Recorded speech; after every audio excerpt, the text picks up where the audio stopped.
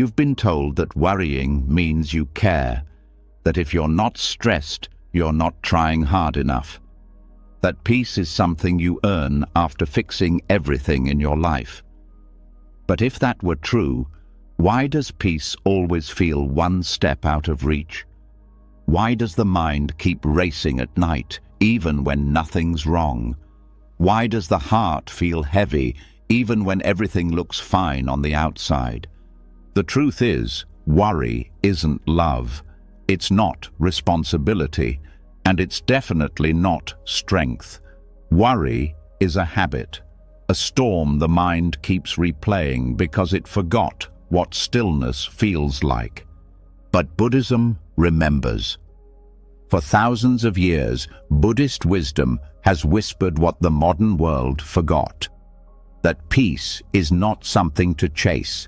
It's something that's already here, underneath all the noise. And tonight, as you listen, that noise will start to fade. The anxious loops will quiet down. The pressure to control everything will loosen its grip. And for the first time in a long time, you'll feel what it's like to rest in your own being without needing to solve anything. This isn't just a bedtime story. It's a doorway to freedom, to clarity, to a life where your mind no longer bullies your heart, a life without the weight of what if.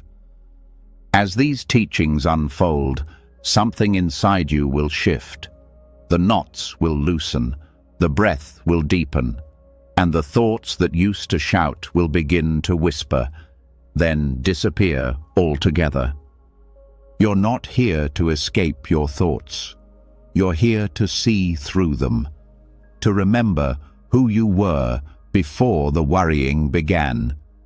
So close your eyes. Let go of today. Let the stillness find you. Are you ready? Let's begin. And now, something begins to shift inside, as if the breath just found more room to stretch. The noise that usually runs the show, it's starting to quiet down. Not because the world changed, but because something deeper in you is starting to see clearly. This first lesson is the key that unlocks the gate. What you're about to learn is not about escaping life. It's about finally seeing it for what it truly is. So, lean in. Let it unfold. There's a thought floating through the mind right now.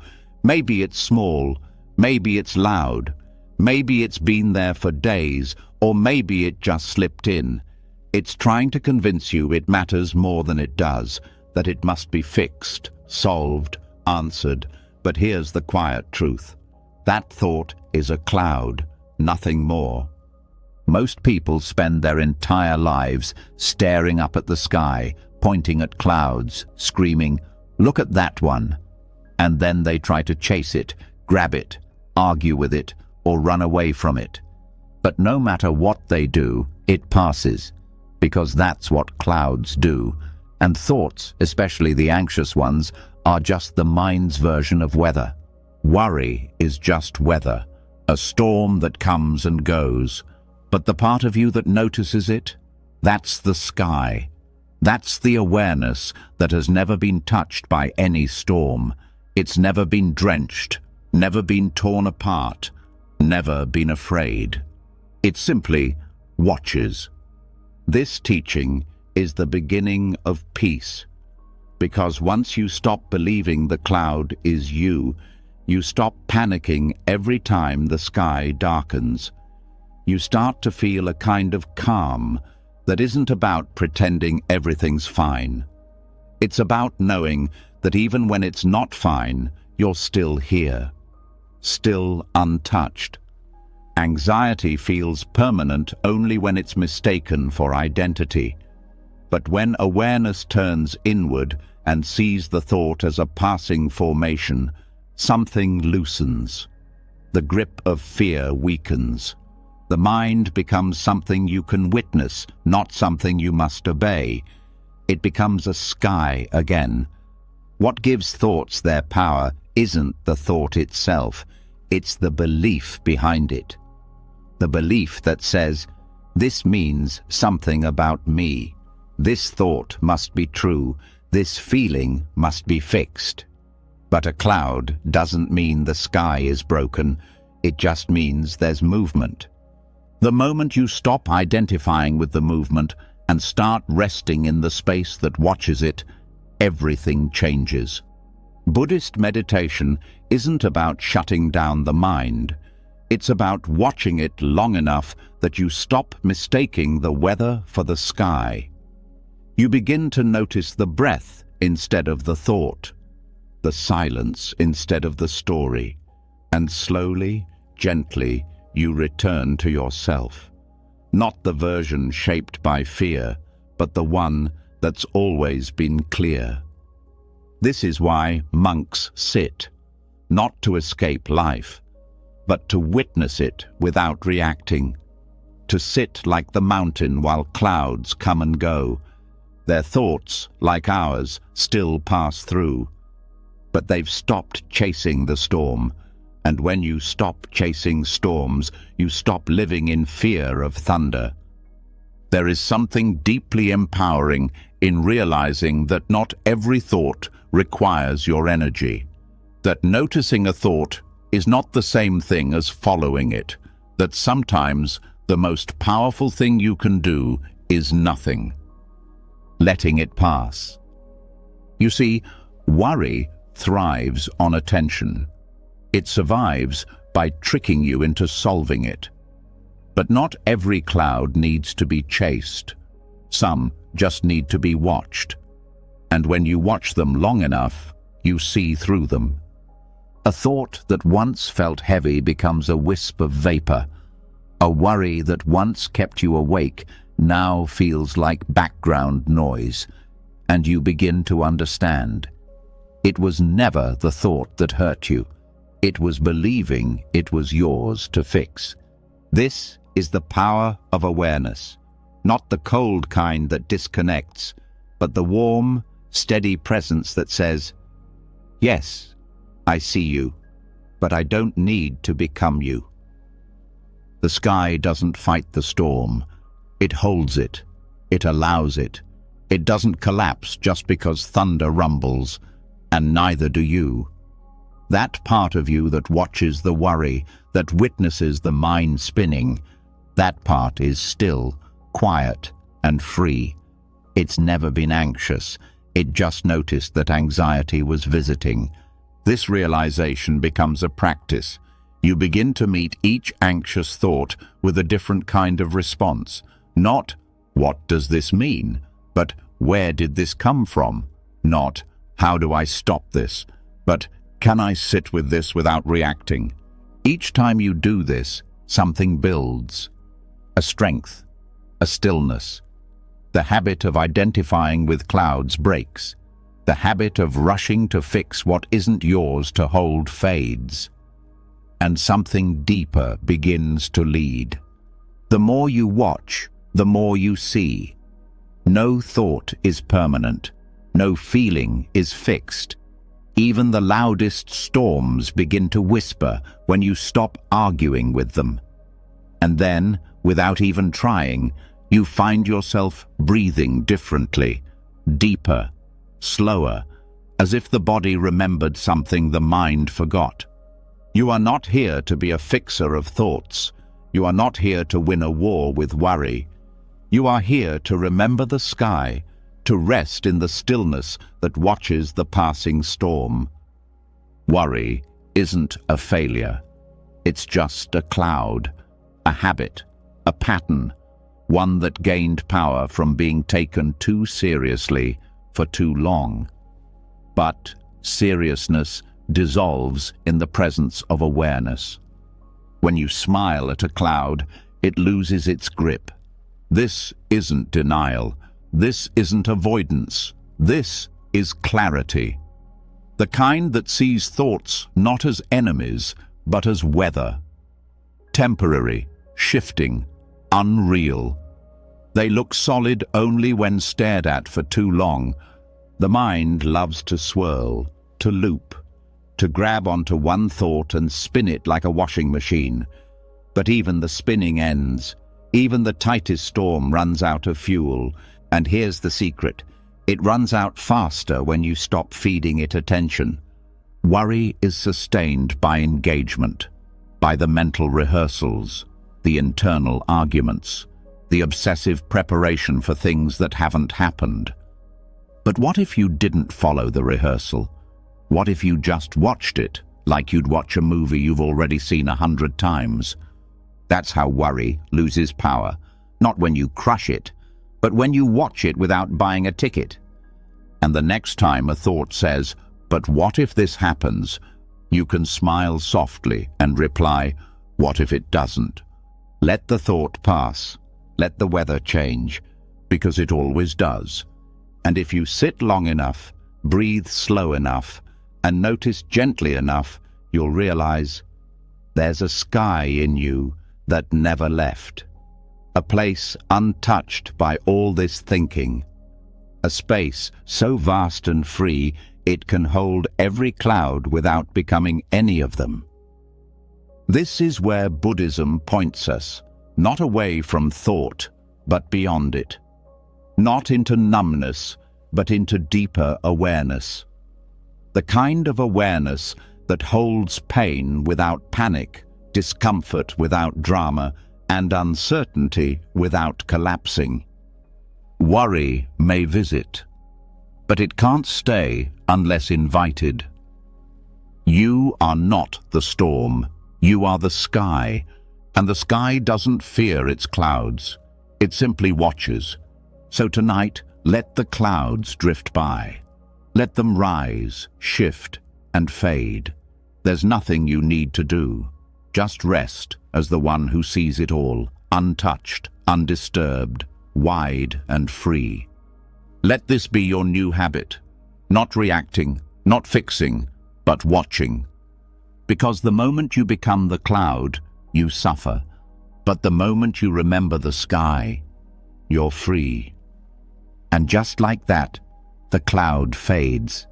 The sky holds steady, but something else begins to stir.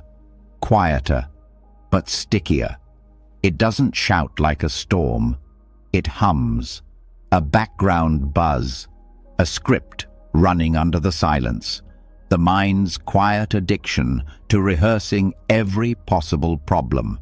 Not because it enjoys the stress, but because it believes stress is safety. Now comes the moment to untangle that lie. There's a pattern that steals more peace than most people notice. It starts quietly, like a whisper in the back of the mind. What if this goes wrong? What if I forget something? What if they don't respond the way I hope? And without realizing it, a person steps into a loop.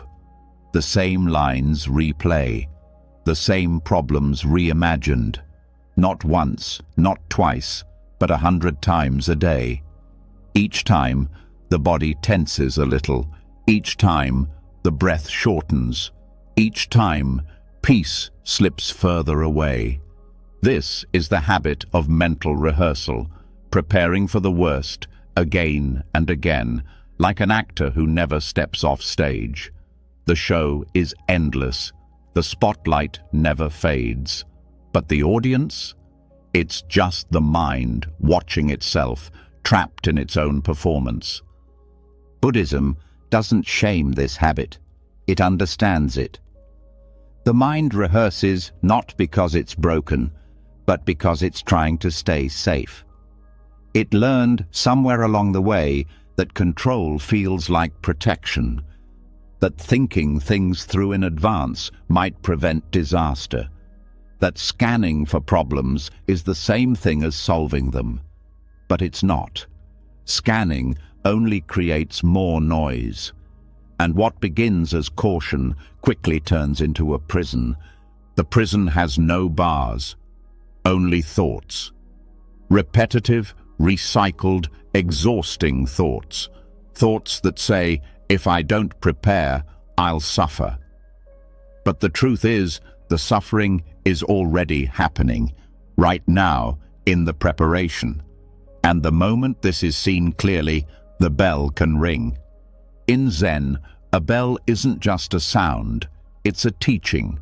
It cuts through noise with pure presence. One ring and everything stops. Not because a problem was solved, but because silence broke the loop. The bell doesn't fix the mind, it frees it. The same way thoughts repeat, the body begins to carry the echo. A subtle tension in the chest, a restlessness in the stomach, a tiredness that sleep can't fix. This is the residue of living in tomorrow, of rehearsing what hasn't happened, of giving energy to stories that never arrive. Buddhist practice points to the doorway out, not through control, but through presence. Not through thinking more efficiently, but through letting the thought end. This isn't passive, it's powerful. To notice the thought, thank it, and not follow it. Each time the rehearsal begins again, there's a choice. Join the play, or let the curtain fall. At first, the mind resists. It says, "But this might really happen. Shouldn't I be ready?" And the answer is gentle but firm. Readiness does not require fear. Presence handles what's real. Rehearsal only replays shadows. The belief that mental repetition equals control is the core illusion. In truth, rehearsing future problems doesn't prepare the nervous system, it depletes it. It leaves the body worn out by events that never happened. It disconnects the person from what's actually here. Life becomes a mental simulation, one where the main character is always anxious, even when nothing is wrong. To break this, Buddhism offers a practice as simple as it is profound. Let the bell ring out. Let the thought complete itself. Let it say what it needs to say. And then don't respond. Don't negotiate with it. Don't debate it. Just bow. Like a monk bows to a bell, and return to silence. This silence isn't absence. It's a presence so full, the mind no longer needs to fill it. In that fullness, fear finds no place to root. The habit of rehearsal is like a well-worn path. The brain has walked it so many times that it feels automatic. But awareness cuts new trails. Every time attention shifts from the thought to the breath, from the fear to the feet on the ground, a new path opens. A life outside the loop. People think peace comes from solving problems, but Buddhism teaches peace comes from not creating imaginary ones. Because most worry isn't about real danger, it's about mental projection. And mental projection is an echo chamber. The more one listens, the louder it gets. Silence doesn't mean pretending everything is fine. It means no longer feeding what's false. It means listening for what's actually here, not the fear of what might be. The bell doesn't ring to stop life. It rings to bring one back to it. Letting the bell ring out is an act of courage. To stop rehearsing isn't laziness, it's trust. Trust that what arises can be handled. Trust that presence is more powerful than prediction. Trust that wisdom doesn't need a script. What happens when the loop is left alone? First, it fights harder. It tries to pull you back in. It tells you you're being irresponsible. It insists that something bad will happen if you don't prepare for it now. But that's just the echo. Let it fade. The bell has rung. Let the words dissolve. Let the breath deepen. Let the mind rest in something older than planning, the kind of peace that doesn't depend on what happens next. In meditation, when thoughts rise, the instruction is gentle. Notice, label, return. Thinking, and then come back to the breath. It seems too simple, but it works, because every time the mind is brought home, the rehearsal ends, the loop breaks, the silence deepens. What's left is awareness, steady, quiet, powerful. And with that awareness comes clarity. Not every future needs rehearsal. Not every possibility needs a plan. Some things unfold better without interference. Some of life's most beautiful moments arrive unannounced, unprepared, and perfectly timed. The more the bell is honored, the more the habit weakens. And one day, a thought rises, an anxious whisper, and instead of following it, there's a pause. And in that pause, a choice. And in that choice, freedom. This is how worry loses its throne. Not by removing every danger, but by stopping the worship of it. There will always be things unknown, always things out of control. But peace was never found in the knowing. It was found in the returning. Let this become the new rhythm. A thought rises, a breath deepens, a bell rings. No panic, no chase, just presence.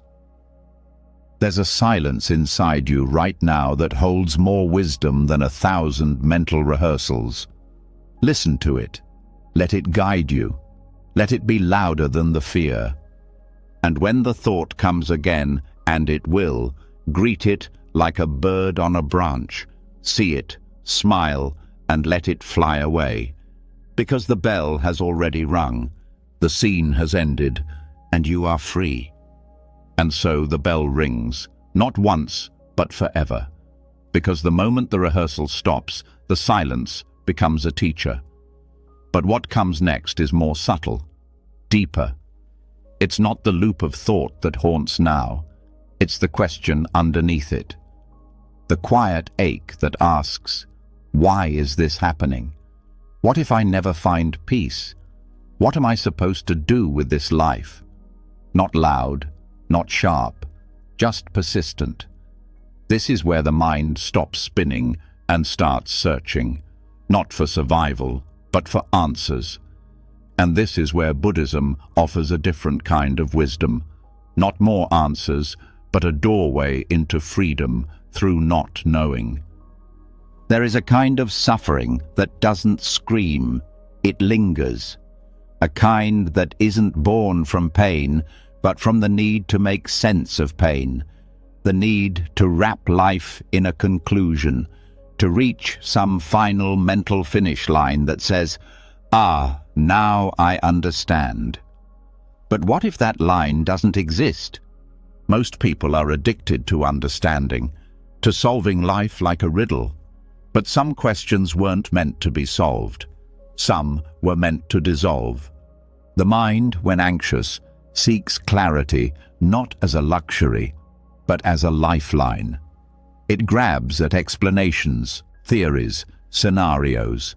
It digs through the past, fast forwards through the future, and pulls everything into its spotlight. The belief is simple. If I could just understand this, I could finally be free. But more often than not, the hunt for answers doesn't end the worry. It feeds it. This is where Buddhist insight steps in like a calm wind through a locked room. What if the answer isn't coming because there's nothing to figure out? What if peace isn't hiding behind clarity, but behind the surrender of needing it? The most dangerous thoughts don't scream, "I'm scary." They whisper, "Figure me out." But in Buddhism, there's a saying, drop the hot coal. If thinking burns, release it, not because it's wrong, but because it no longer serves. Letting go of the need to answer is not giving up, it's waking up. A person can spend years asking, "What's wrong with me? What if I made the wrong choice? Why did this happen?" And no answer comes that satisfies for long. Even when answers do arrive, they age quickly. Doubt returns, and the loop begins again. This is not clarity. It's obsession in disguise. True clarity doesn't arrive as a thought. It arrives as a silence that no longer needs the thought. Some of the most powerful teachings in Buddhism begin with paradox. Questions like, who is it that suffers? Or, what is the sound of one hand clapping? They aren't riddles to be solved. They're tools to burn through the part of the mind that must always explain. When a thought appears and says, this has to be figured out, pause, ask, does it? What if the need to figure it out is the cause of tension, not the question itself? What starts as a quest for truth often becomes a trap, a need to label, name, define. But truth is not something the mind can hold in its teeth. Truth is what remains when the grip loosens. And there's freedom in that, because the moment you stop chasing the perfect answer, you begin to see the perfect presence you were avoiding. You begin to feel the breath again, the way it moves without question, the body again, the way it sits without doubt. You start to live again, not think about living, but actually live. The mind will say, but doesn't that mean I'm ignoring the truth? No, it means truth is already here, underneath the noise of mental debate. It means the best answers are the ones that silence the question, not by solving it, but by showing it no longer matters. In Buddhist practice, one of the deepest shifts comes when the practitioner learns to sit with a question, not to answer it, but to be with it, to watch it, to hold it like a guest, and then watch it leave. Because all thoughts do, even the clever ones, even the ones that feel important. There is a softness in surrender, not the collapse of effort, but the release of resistance. The moment the mind says, I need to know, and something deeper says, no, you don't. Not now, not this time. This kind of inner letting go doesn't dull the mind, it refines it. It stops the waste of energy. It returns the focus to what's real. This breath, this body, this moment. Some questions are meant to humble the mind, not because they're unanswerable, but because their only answer is silence. The kind of silence that stops time. The kind that heals more than 1,000 words ever could. The mind will insist that not knowing is dangerous, that it means losing control. But control is a myth, a story. And most people suffer not because they lack answers, but because they refuse to stop asking. So, how does one live without the answer? You feel, you breathe, you move with the current, not against it. You trust that wisdom is in the rhythm of things, not the analysis of them. This is why monks sweep temples in silence, not to clean the floor, but to clear the mind. Every stroke of the broom a reminder. Don't analyze the dust, let it lift. What if the most enlightened moments in life are not the ones filled with aha, but the ones filled with peace, even when the why remains unanswered? You begin to see life as poetry instead of a puzzle, as art instead of architecture. And in that shift, the grip loosens, the breath deepens, the weight drops. The Dharma of no answer is not a resignation, it's a revelation. It's the realization that the part of you demanding clarity is the same part creating the confusion. Peace is what's left when the questions go quiet. You'll still ask. That's human. But you'll ask with a lighter heart. You'll wonder without needing to know. You'll feel uncertainty and walk anyway. And somewhere in that softness, the world opens again. So the next time a thought whispers, "What if I never understand?" you can gently smile and reply, "That's okay." Because maybe understanding was never the point. Maybe living was. And now the silence settles a little deeper. The space where answers used to be has widened. But something else begins to surface, something more physical, more raw. That restless feeling in the body, that flicker in the chest, that heat behind the eyes. It's not a question anymore, it's discomfort. And this is the moment that matters most. Not the moment of knowing, but the moment of staying. What happens now is the turning point. Not because something gets resolved, but because something inside you learns how to stay without flinching. The discomfort starts small. A tightness in the stomach, a twitch in the jaw, a subtle rising of heat that says, move, fix, flee, solve. It doesn't shout, it pulses.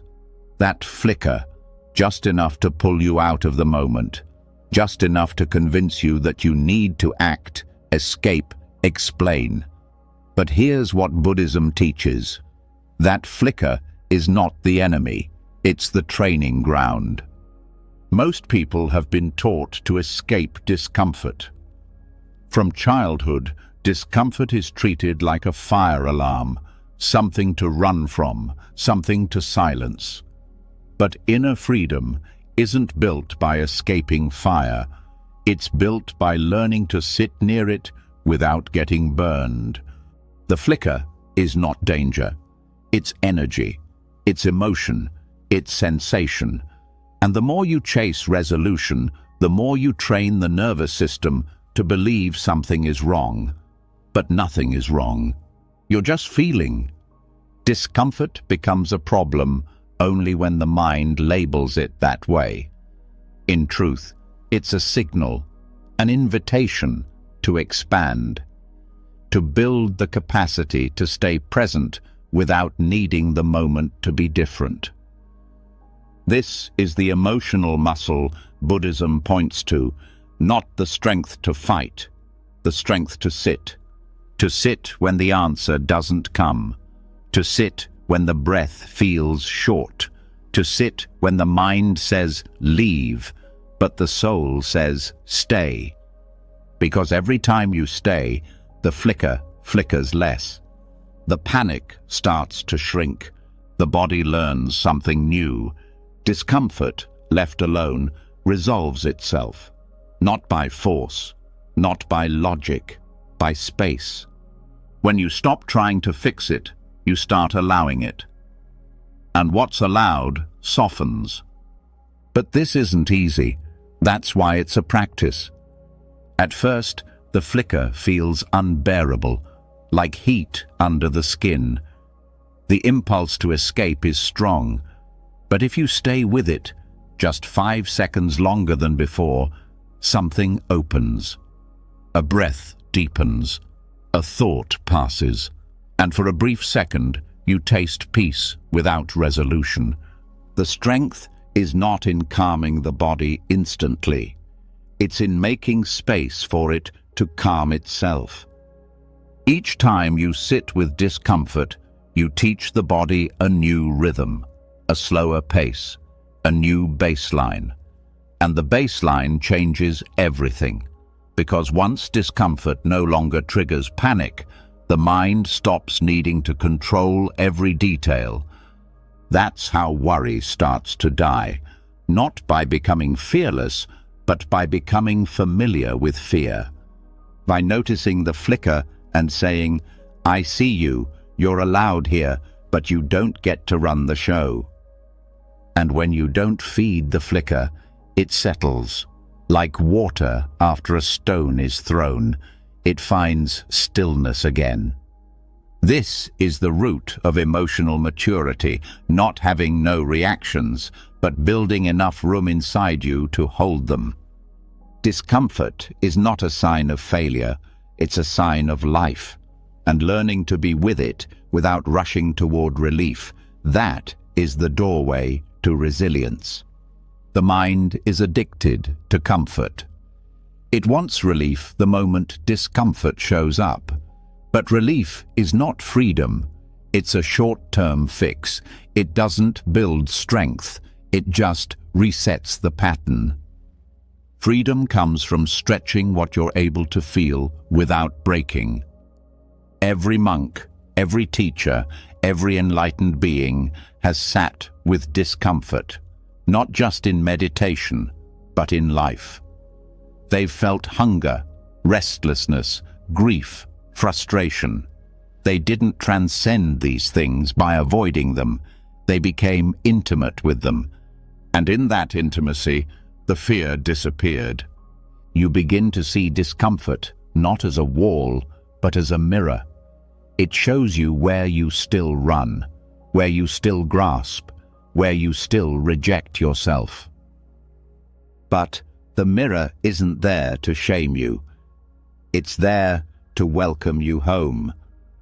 The flicker is the doorway to presence, because it brings you into the body, into the breath, into this moment. It's the bell ringing again, pulling you out of the mental loops into direct experience. And here's the secret. The flicker never lasts as long as the fear of it does. The thought says, "I can't feel this. It's too much." But when you feel it fully, without fighting, it moves, it changes, it softens, and that softening rewires everything. You begin to live less reactively. You begin to choose your response. You stop defaulting to escape. This is what Buddhist teachers mean when they say, make friends with your mind. They don't mean agree with it. They mean stop running from it. Make friends with the flicker. Sit next to it like a companion. Let it tell its story, but don't get pulled into the drama. Stay rooted, stay soft, because the flicker is just energy. It's not personal. It's not proof of failure. It's not something to apologize for. It's just the body remembering how to hold the heat of life. You learn to breathe through it. Not shallow breath, the real kind. The kind that touches the bottom of your ribs and tells the body, you're safe. I'm still here. This builds trust. Not the kind you think about, the kind you feel in your bones. And that trust becomes the foundation of everything else. It's not about never getting overwhelmed. It's about recognizing when it happens and choosing not to add fuel to it. Discomfort isn't your enemy, it's your teacher. And if you stay with it long enough, you begin to see. It's not that you were fragile. You were just never taught how to sit still with the storm. Now you are, and with every moment you stay, the storm gets quieter. So when discomfort arises next time, don't rush to fix it. Don't label it. Don't ask how long it will last. Just sit and let it flicker. Because flickers don't burn down forests. But panic can, and you're learning to stay steady. And now that you've learned to sit with the flicker, without chasing relief, without rushing toward escape, something deeper becomes possible. With stillness comes vision. With vision, clarity. But clarity isn't always comforting at first, because what you're about to see isn't what's happening right now. It's what the mind has layered over reality. Old stories, outdated beliefs, invisible scripts that have been running for years. And now, with quiet awareness, those layers begin to reveal themselves, one by one. Most people aren't reacting to the moment. They're reacting to the story they've attached to it. And that story isn't always theirs. It's inherited, absorbed, passed down from voices long gone, from parents, teachers, culture, even childhood memories that the mind turned into lifelong truths without permission. These stories run quietly, like background music, but they control so much. They shape how people see themselves, how they respond to challenge, how they trust, how they love, and more than anything, how they worry. Worry is rarely about the present moment. It's about a story, one that says, "I'm not ready, I'll mess it up, something always goes wrong, I don't deserve peace, I'll never get it right." These aren't facts, they're dust on the mirror. And Buddhism teaches how to clean the mirror, not by scrubbing at the world, but by seeing through the dirt of the mind. This is not about erasing the past. It's about seeing it for what it is, past. The stories the mind clings to are not your fault, but they become your responsibility the moment you realize they're still in control. One of the most powerful teachings in Buddhism is the concept of delusion, not in the dramatic sense, but in the subtle way the mind misinterprets what it sees. It believes a single event defines the whole self. It believes one opinion is the truth. It believes a thought, repeated enough, becomes real. But just because something feels true doesn't mean it is. And just because something happened doesn't mean it's happening now. Mental clarity begins the moment you start questioning the narrative. That moment you pause and say, "Whose voice is this? Who taught me this was true? What if I no longer agreed with this version of me?" The mirror starts to clear. The mind, when left unexamined, becomes a storyteller. And it doesn't write happy endings. It writes survival plots, drama, fear, urgency, because its job isn't joy, it's protection. But when protection becomes paranoia, the story starts to hurt more than it helps. That's when you know it's time to wake up. False narratives aren't just ideas, they're habits. Habits of thought, habits of identity. I'm the anxious one. I always overthink. I'm the one who gets left. I'm not like them. These aren't identities. They're grooves in the mind, and grooves can be rewired. How? Not through force, through presence. The next time an anxious thought arises, try this. Don't fight it. Don't follow it. Ask where it came from. What belief is underneath? What fear is fueling it? Trace it back. Not with judgment, with curiosity. You might find that the fear is ancient, that it came from a version of you that no longer exists, a scared child, a shamed teenager, a confused adult, a moment frozen in memory but still being played like a movie reel. That moment has shaped a narrative, but it doesn't have to shape your life. Buddhism teaches that identity is fluid, not fixed, not final. The self is not a concrete thing, it's a process, a flowing stream of experiences and reactions and memories. And if the self is fluid, then so are the stories. You are not stuck with them. You can see through them. You can rewrite the script, not with words, but with stillness. When the mirror is dusty, it's easy to mistake the dirt for the reflection. But once the dust is seen for what it is, the reflection returns, clear, honest, untouched. And here's the most powerful thing. Sometimes the dust isn't even yours. Sometimes it's someone else's pain projected onto you, and you believed it. You carried it. But now, gently, you can put it down. No need for blame, no need for shame. just recognition, just the quiet choice to stop believing the voice that keeps pulling you into anxiety. The more you question the narrative, the less grip it has. The less grip it has, the more space you feel inside. Space where there used to be tension. Space where peace can finally return. Clarity is not about having no thoughts. It's about no longer getting tricked by them. The Buddha said, "With our thoughts, we make the world." And now you understand what that means. Because with every story you believe, you build a lens. And with every lens, reality gets distorted.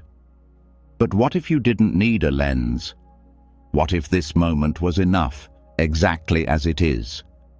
That's where the mirror starts to shine again, not with perfection, but with presence. And the anxiety that once felt like your default starts to feel optional, not overnight, but gradually, softly. The thoughts will still come, the stories will still rise, but you'll see them differently now. Not as truth, as dust, not as destiny, as noise, not as identity, as habit. And in that seeing, the stories start to lose their power. They become echoes instead of instructions.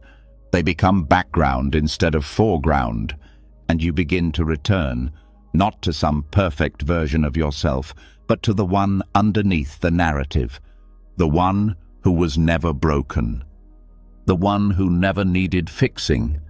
Just clarity, just truth, just presence. So the next time a story begins, about your worth, your future, your past, pause. Ask who's telling it.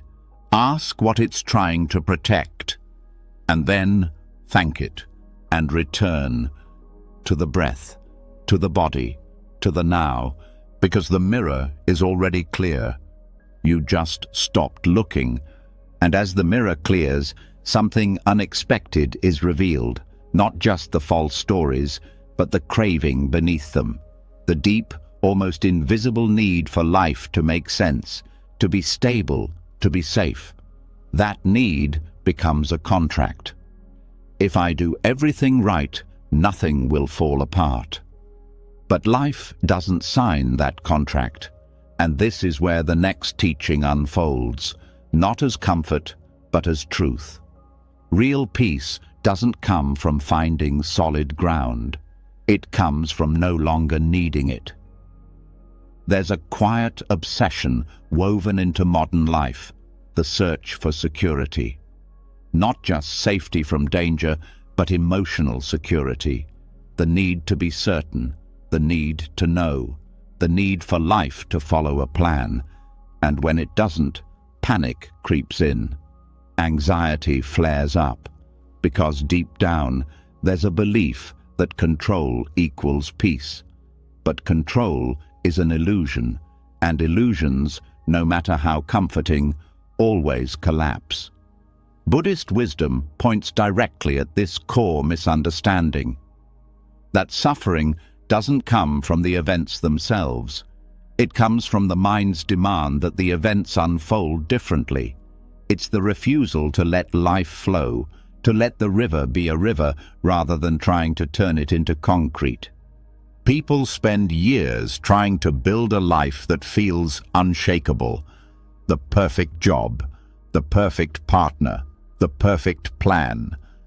But no matter how carefully it's constructed, life still cracks it open. Because life isn't a wall, it's water. And the more you try to hold it, the faster it slips through your hands.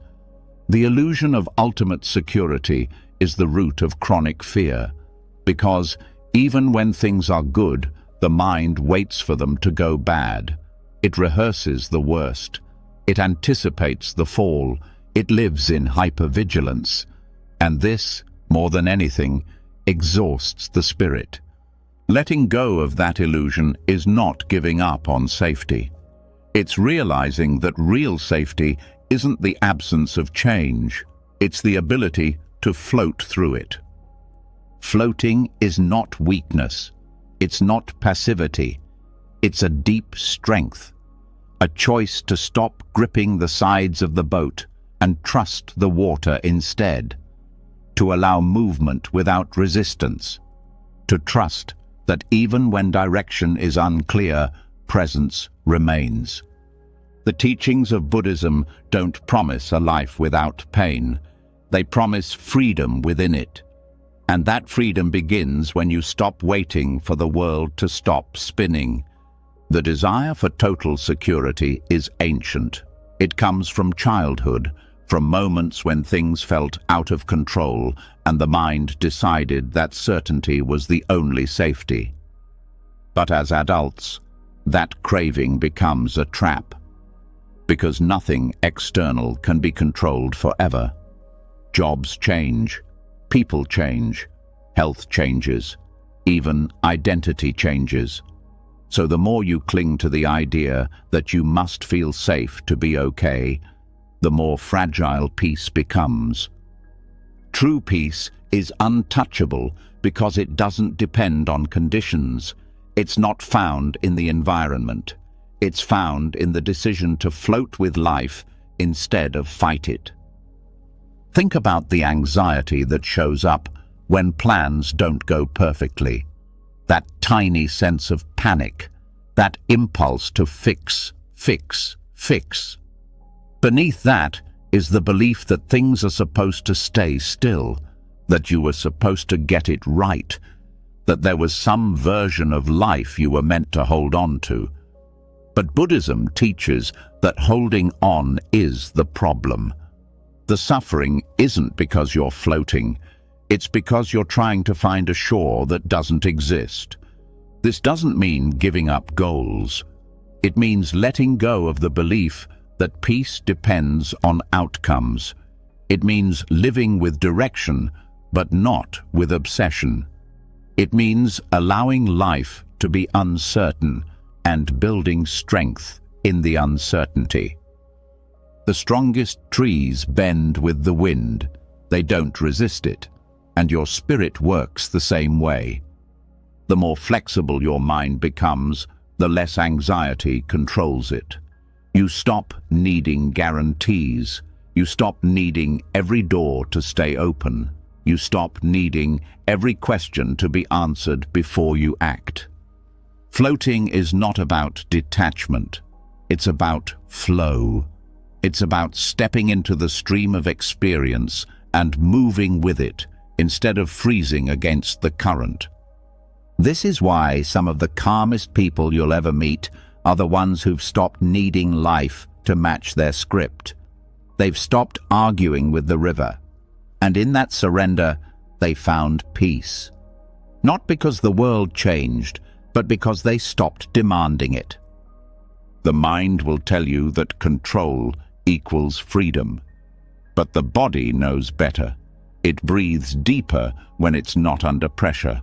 It relaxes when it stops pretending it can hold the ocean in a teacup. You start to notice the little ways control shows up. The way you replay conversations. The way you plan for conversations that haven't happened. The way you scan for risk in every situation. All of that is the body trying to anchor itself to something stable. But what if the anchor wasn't outside? What if the anchor was presence?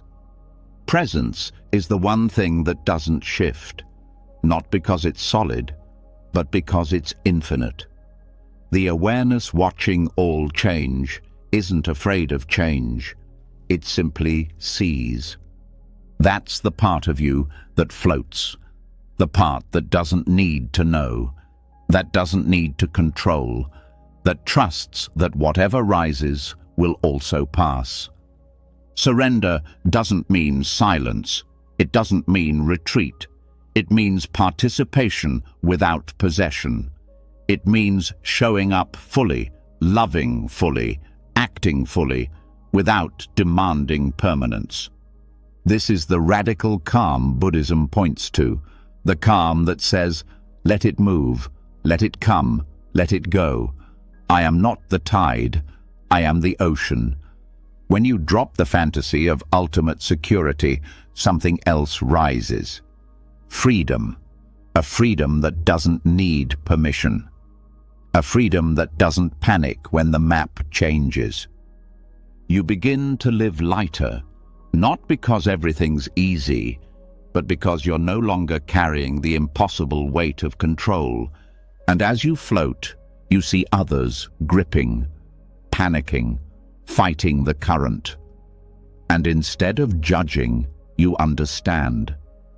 You were there too, maybe yesterday, maybe this morning, but not now.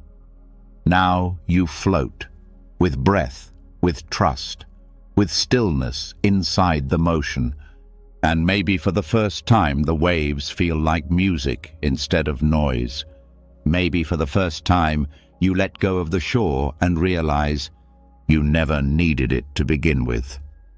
And once the need for a shore disappears, something unexpected is revealed, something so deep it holds every wave and every worry. It's not just the flow of life that brings tension. It's who the mind believes it must be inside that flow. Not what happens, but what it means about the self. The pressure to hold it all together, to protect a version of identity that's always at risk of being hurt, misunderstood, or judged. This next teaching is not about life at all. It's about the illusion of me and what happens when it's gently released. Worry thrives inside the idea of self. Not the body, not the breath, but the story that says, I am this person. I must uphold this image. I must fix these flaws. I must protect this identity at all costs. And once that story takes hold, every experience becomes personal. Every challenge becomes a reflection of worth. Every mistake, a blow to self-image. Every fear, a threat to the character being played. But Buddhism points to a radical possibility. What if there is no one to defend? The concept of no self isn't about being nothing. It's about being free. Free from the endless labor of defending a role. Free from living life as a character in a mental movie. Because that's what ego is. A role, a name, a face, a set of opinions, achievements and failures stitched together to create a sense of identity. But it's unstable. It shifts with every compliment, every criticism, every gain, and every loss. And the more tightly the identity is gripped, the heavier life becomes. When the mind says, I must succeed, it doesn't mean survive. It means my identity depends on this. When it says, they're judging me, it's not about safety. It's about protecting the idea of who I think I am. And in this way, anxiety becomes a full-time job, maintaining, proving, fixing, performing. The pressure is unbearable. But here's the truth. The pressure only exists if the identity is believed to be real. Buddhism doesn't ask you to destroy your personality. It asks you to see through it. To notice that the you being defended is just a thought, an image, a lens through which life is interpreted. And once the lens is removed, reality becomes lighter. This is why masters speak of weightlessness, because without the burden of self, problems stop being personal. They're just events, just sensations, just life moving, without the filter of me versus the world. This shift is not philosophical, it's practical. Consider the difference between this problem is happening versus this problem is happening to me. That tiny addition changes everything. It brings in emotion, narrative, identity, defense. But when the me dissolves, so does the story. Worry is fueled by the idea that the self must be protected. But if the self is just a role, just a label, then what exactly is being protected? Even the thoughts that say, "I can't let go of who I am," are still part of the same illusion. Because who are you before that thought appears? That's the question Buddhism invites you to explore, not with logic, but with awareness, with silence, with the deep listening that goes beyond words. Sit with that question. Who am I before this thought? Before this fear? Before this identity I'm defending? And what arises is not an answer. It's space. It's a kind of presence that doesn't need to be named. This presence is weightless because it carries nothing. It doesn't argue, it doesn't compare, it doesn't perform, it just sees. And in that seeing, problems lose their grip because they no longer hook into a personal story. When someone criticizes, it's not about you. It's about sound, tone, expression. When a plan fails, it's not about your worth. It's about conditions changing. When fear rises, it's not proof of weakness. It's just energy moving through the body. Without identity, everything is just happening, like weather, like wind. And just like that, worry starts to evaporate. This doesn't mean apathy. It doesn't mean disconnection. It means living fully, without the armor of ego. It means being able to feel everything, without turning every feeling into a statement about who you are. It means being sad without being a sad person. It means being wrong without becoming a failure. It means being praised without needing to become a success. This kind of freedom terrifies the ego, because the ego survives by staying relevant, by taking credit and taking blame, by keeping the story alive. But the moment you stop feeding it, something else opens. A kind of peace that no achievement can match. A kind of freedom that no reputation can buy. This peace is not passive. It's alive.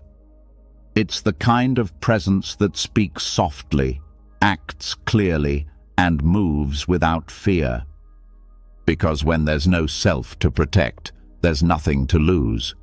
And without something to lose, anxiety has no place to grow. This is the weightlessness of no identity, not emptiness, but fullness without form. You start to live from awareness itself, from the part of you that isn't bound by stories, opinions, or history. And slowly, the mind adapts. It stops referencing the past for proof. It stops demanding a future for validation. It stops turning life into a mirror for ego. And life becomes what it always was, unfolding, undivided, free. The question isn't, who am I? The real question is, who would I be without the need to answer that? In Buddhism, this is called returning to the original mind, the unborn mind, the awareness before labels. It's not abstract, it's immediate, right now, right here. In this breath, there is no name, no role, no judgment, just this, just presence, just life, without a center. And in that centerlessness, there is space for everything: joy, sadness, uncertainty, silence. Nothing needs to be rejected. Nothing needs to be held too tightly. And this is how you live without anxiety, not by fixing every problem, but by seeing through the one who thinks it's their job to fix everything. You don't need a stronger self. You need less self. Not to vanish, but to remember that the one watching is already free. Let go of the identity that suffers and float in the weightlessness of what you've always been. The mind will still label, that's its nature. But now you know the truth. You are not the label, you are the space around it. And when identity is let go, when the weight of self begins to dissolve, something strange and powerful rises in its place. A silence that doesn't need to be understood. But even here, the mind looks for a final answer. It wants the journey to have a shape, the healing to have an ending, the lesson to come with a ribbon. This next teaching points to the quiet pressure hiding beneath so many anxious thoughts.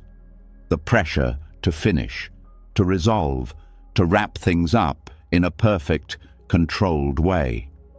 And here, Buddhism offers a different rhythm, a deeper peace, one that comes not from completion, but from learning to stay open. Most people have been conditioned to treat life like a checklist. Graduate, get the job, find the person, heal the past, fix the flaws, be happy. But what happens when life doesn't line up that way?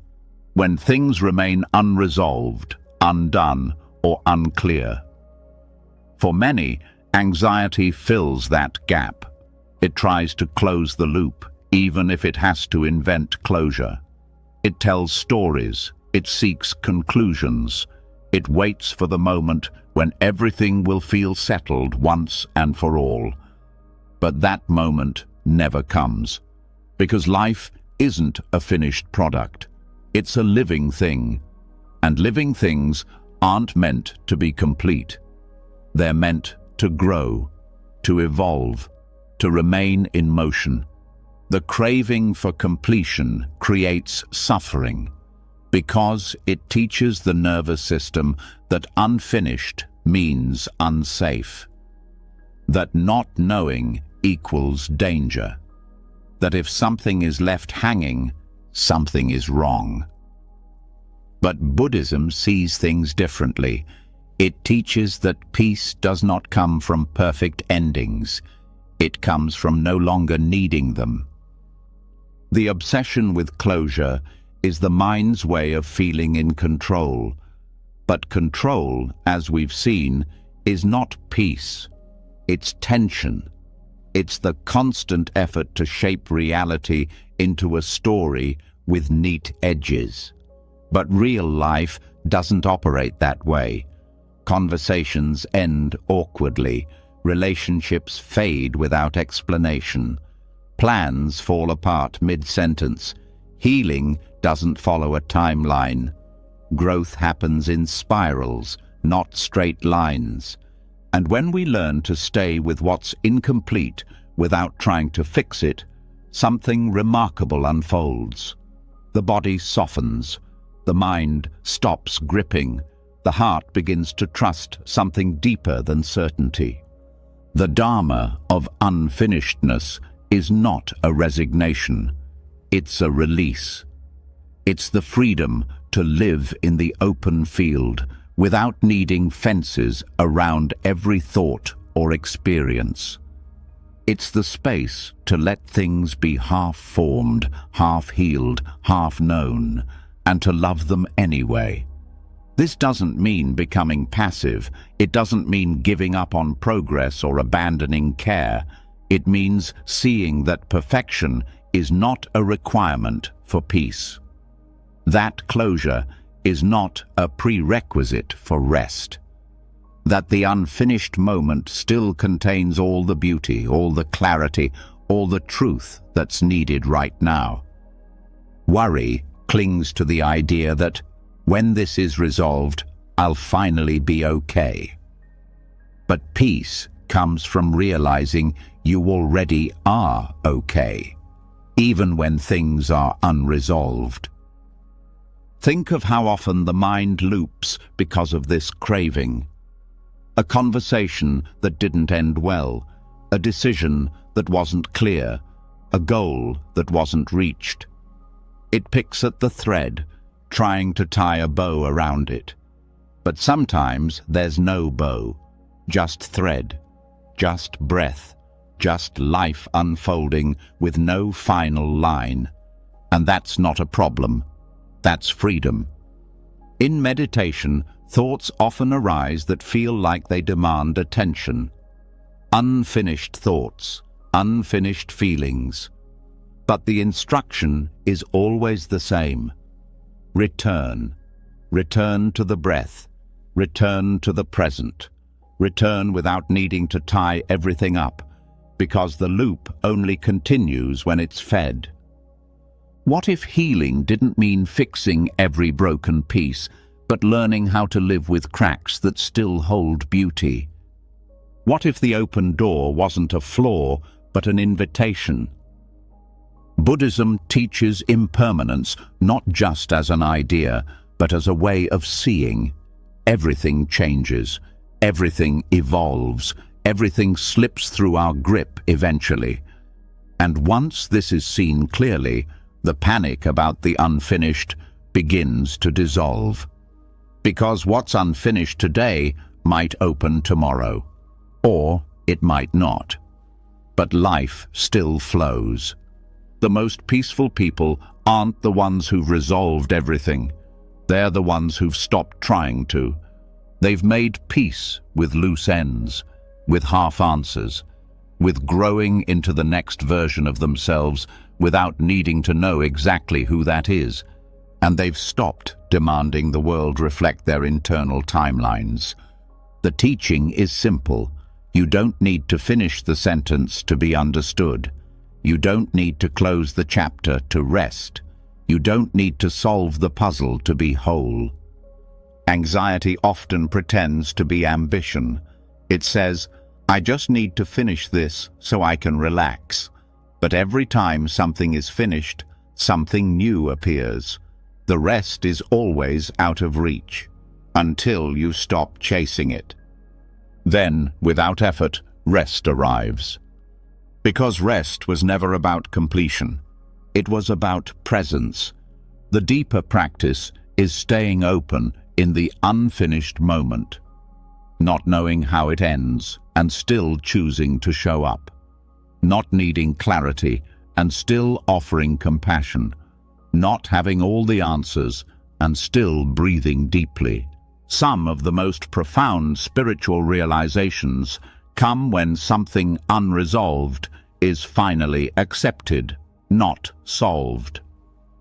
When the heart opens around what hurts, instead of trying to patch it. This is not weakness. This is strength of a different kind. A soft, steady strength that says, I don't need life to make sense in order to live it. The Buddha did not say, life must be perfect. He said, life is suffering, and then showed how suffering ends, not by cleaning up every mess, but by changing our relationship to the mess. The Dharma of unfinishedness is a doorway to rest. To live inside it is to release the pressure, to finally exhale, to stop rushing toward a version of peace that only exists after everything is tied up. Let it stay open, let it remain incomplete, let the healing continue without needing to be declared finished, because life doesn't bloom all at once.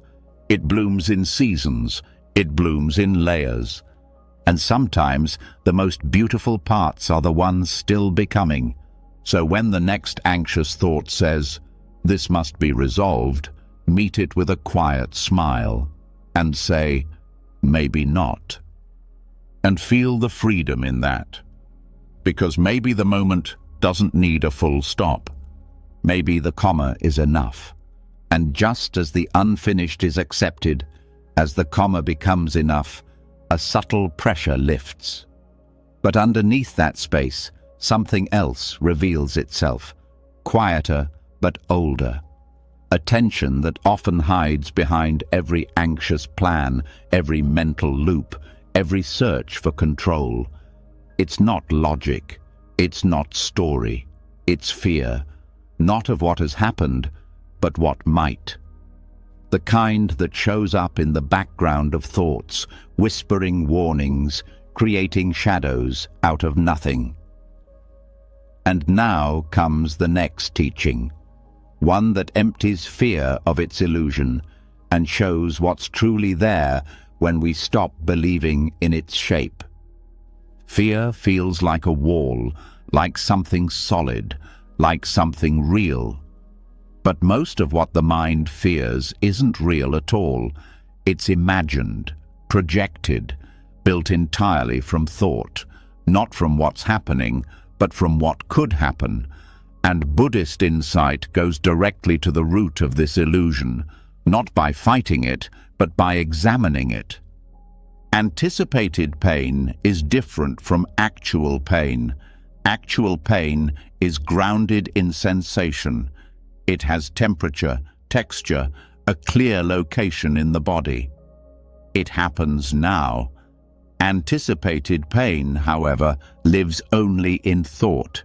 It arrives early. It brings no proof. It repeats like an echo with no origin. It feels real, but it's hollow. It's the mind filling an empty cup with imagined suffering. That's where this practice begins, with the recognition that fear is a cup that looks full but holds nothing. It pretends to be urgent. It demands preparation. But if brought into stillness and held up to the light, its contents disappear. Buddhist practice doesn't dismiss fear. It studies it. It welcomes it to the cushion. It says, "Come closer, show yourself." And in that space of inquiry, fear softens, because it can't survive the light of awareness. It needs movement, it needs reaction, it needs belief. Without those, it loses weight. Fear tells stories. It says, "This will go wrong, that will break, you'll lose, you'll fail." But those are just thoughts, images on the screen of the mind. And the deeper practice is to stop being the actor in the story and start being the witness. Instead of asking, "How do I stop being afraid?" the question becomes, "What is this fear made of?" And when that question is asked, not from panic, but from stillness, the mind begins to slow, the emotion begins to settle, and what once felt sharp begins to unravel. Fear, when met with curiosity instead of resistance, reveals its own emptiness. Buddhist visualization helps guide this process, not to escape the fear, but to see through it. Picture the thought that's generating fear, a worst-case scenario, a painful memory, a looming possibility. Then hold that image gently in the mind. Don't push it away. Let it stay. Now breathe. And with every exhale, ask the body, "Where is the pain?" Not the imagined one, the real one, the one that's here right now. Most of the time, it isn't there. There's tension, maybe, a tight chest, a racing heart, but not the catastrophe the mind was convinced was real. That's the gap. That's the insight. The mind believes it's preparing for reality, but it's reacting to thought. And thoughts can't hurt you unless you believe them without question. This is where meditation becomes medicine. Not because it calms you down, but because it trains you to look directly at the structure of fear. It trains you to ask, is this happening? Or is this just thought pretending to be a threat? The fear of loss, for example, often comes before anything is lost. The fear of failure arrives before anything has been attempted. The fear of being judged shows up even when no one is watching. It's all rehearsal, all projection. and all of it dissolves when seen clearly. The truth is, fear doesn't come from danger. It comes from disconnection, from believing the mind over the moment. When awareness returns to the body, fear loses its fuel. When the breath deepens, the story starts to blur. And when you stop feeding the fear with attention, it begins to fade, like a mirage that looked like water from far away, but was always just heat on the road. This doesn't mean you stop feeling fear. It means you stop mistaking it for prophecy. You stop letting it control your actions. You stop building your identity around it. Because once fear is recognized as hollow, it can no longer run the show. In Buddhism, there's a story about a monk walking through the forest at night. He hears a rustle. His heart races. His mind screams, "Snake!" He freezes. But when the moonlight shifts, he sees it's only a rope. The panic vanishes. The snake was never real, only the belief was. This is how fear works. It shows you a rope and calls it danger. It fills the body with chemicals, thoughts, images, and commands. But the moment awareness steps in, the illusion breaks, not through force, but through seeing. You don't need to argue with fear, you just need to see what it's made of. It's just thought, just projection, just a hollow cup, pretending to be full. And this realization isn't abstract, it's deeply physical. The more often you sit with fear without obeying it, the more the body learns a new response.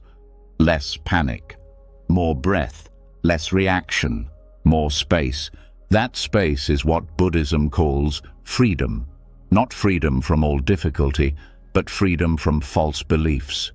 The belief that fear must mean truth. The belief that preparation prevents pain. The belief that imagining the worst keeps you safe. These are habits, old mental patterns, and they lose power the moment you stop feeding them. This is what fear cannot survive, non-participation. The moment you stop rehearsing, the performance ends. The moment you stop reacting, the nervous system begins to recalibrate, and the fear that once felt heavy becomes just another thought passing through. You are not the fear. You are the awareness behind it. You are not the prediction. You are the presence that sees. So, when fear rises, don't fight it. Turn toward it. Ask, is this happening, or am I imagining it? And let that question bring you home, home to your breath, home to your body, home to this moment where fear has no substance, only suggestion. Let the cup be empty. Let the thought pass through, and let the silence return. And once fear's illusion is exposed, once the empty cup is seen for what it is, another question naturally arises. If fear cannot be fought, if anxiety cannot be reasoned with, then how do we truly move past it? This is where the mind often stiffens, believing that letting go means giving in, that surrender means weakness, that peace comes from conquering. But Buddhism points to something far more subtle and far more powerful. The next teaching begins here, not with control but with surrender, not the collapse of effort but the soft, steady power of not resisting life. Anxiety is a fight against what is, not always loudly. Sometimes it whispers. But behind the noise is resistance.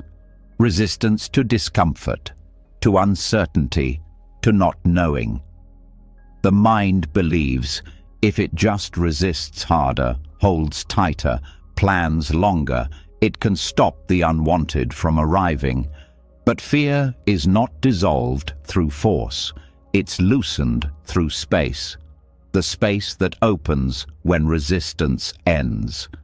Non-resistance is not the same as giving up. It's not about becoming passive. It's about shifting from fighting life to flowing with it. It's the deep recognition that anxiety feeds off tension, and tension grows from resistance. And every time we tighten against the moment, we strengthen the very thing we're trying to escape. The body knows this before the mind does. It contracts when it's afraid. Shoulders rise, the jaw locks, breath shortens. These aren't random symptoms. They're physical expressions of saying no to the present. The practice of surrender begins by recognizing this contraction, not judging it, and then letting it soften, moment by moment. Softening is strength. It takes courage to stop pushing, to stop needing to win, to stop resisting what already is. And in that softness, fear begins to unravel, not because it's solved, but because it's no longer being fed. Trying to defeat anxiety directly often leads to frustration. It's like punching a shadow. It doesn't work, and it leaves you exhausted. But what happens if you turn and walk away from the shadow? It can't follow, because it's made from you. It exists through your opposition. This is what Buddhism means by surrender, not submission, but release. Releasing the illusion that control leads to peace. Releasing the fight against every uncomfortable emotion. Releasing the need to fix what may not be broken. In mindfulness practice, there's a teaching called letting be. It means allowing whatever arises to exist without needing to push it away or pull it closer. Anxiety, frustration, sadness, they come and go, but they only linger when we cling to them or resist them. Letting be is surrender in action, not laziness, not indifference, but trust. Trust that the mind doesn't need to tighten every time a wave moves through. Trust that emotions rise and fall naturally when we don't interfere. Trust that presence is enough. One of the most common reactions to anxiety is the belief that it shouldn't be here. I shouldn't feel like this. This feeling is wrong. I have to get rid of it. But those thoughts are not helping. They're resistance disguised as logic. And resistance, no matter how smart it sounds, always strengthens the cycle. What if the next time anxiety appeared, you said, "You can stay"? What if the breath didn't rush to fix, but simply welcomed what's here? That act of surrender would not make the feeling stronger. It would make it visible, and visibility leads to transformation. Surrender is not something the mind can figure out.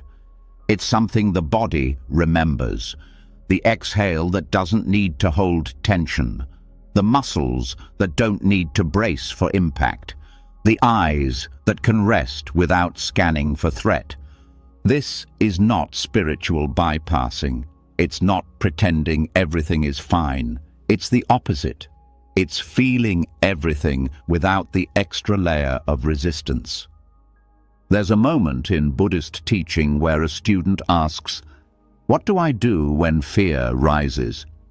The master replies, "Welcome it in, bow to it, then sit together in silence." Not because fear deserves praise, but because fear loses power when it's no longer the enemy. Non-resistance removes the verses from your life. No more you versus anxiety, you versus the past, you versus the future. It becomes simply you with whatever is here. And in that withness, space opens. The space to breathe, to soften, to feel without flinching. And in that space, clarity arrives. The kind of clarity that isn't loud or dramatic, but steady, calm, and deeply rooted.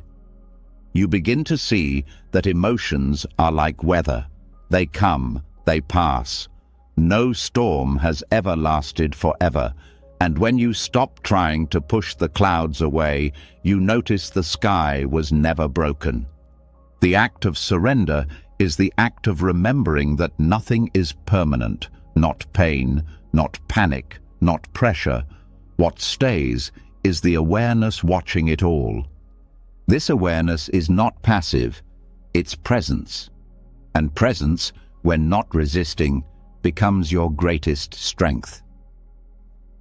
There's a quote from Ajahn Chah, a Thai forest monk, who said, "Try to let go, not with the thought, but with the heart.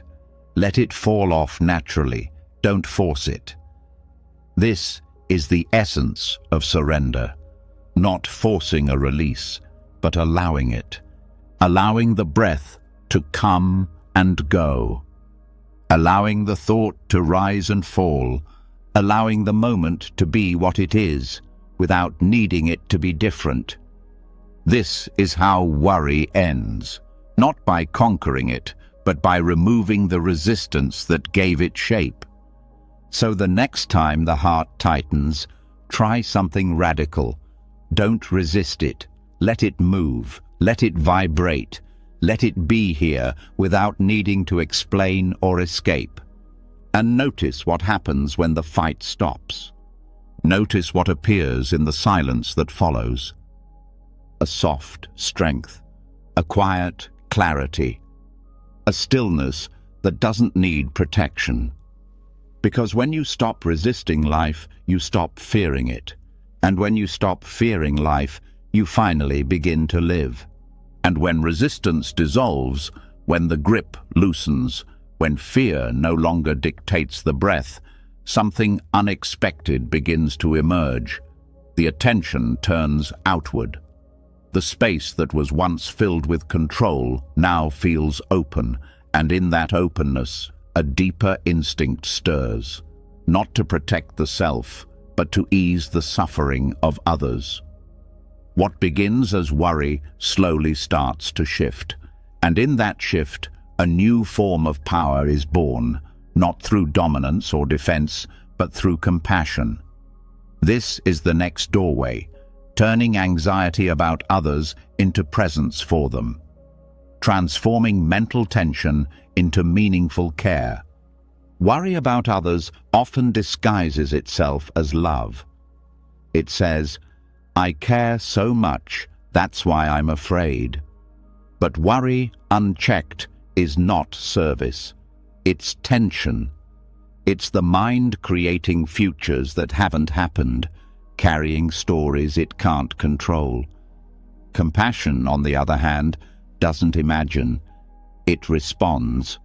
It meets the moment as it is and chooses kindness instead of fear. The difference lies in energy. Worry drains. Compassion gives. Worry spins. Compassion grounds. Worry repeats. Compassion acts.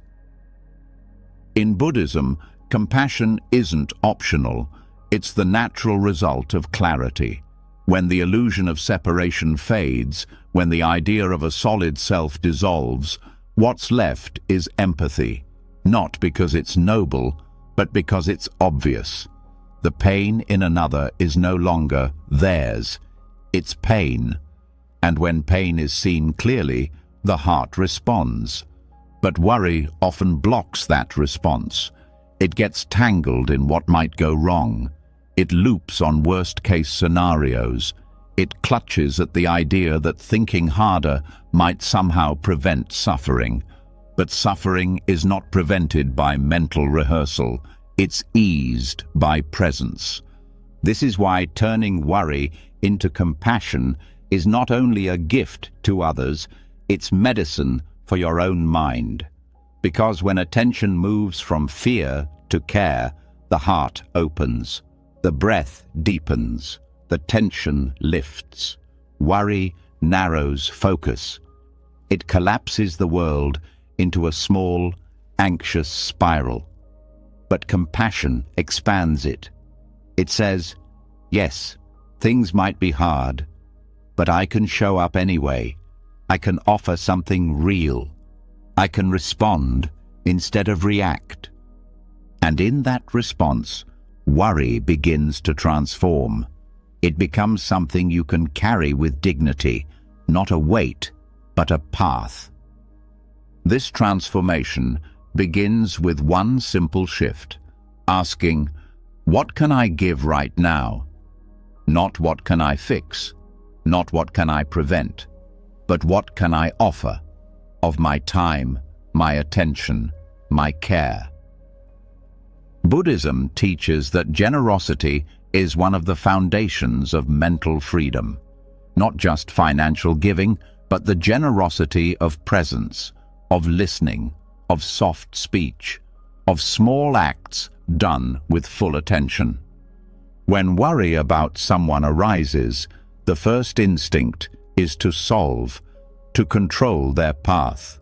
But often, the most compassionate thing you can do is be with them, not above, not ahead, beside. Worry says, I need you to be okay so I can be okay. Compassion says, I'm here with you, whatever happens. That shift breaks the ego's grip. It changes the relationship from one of fear to one of freedom. Even when you cannot change a situation, your presence matters.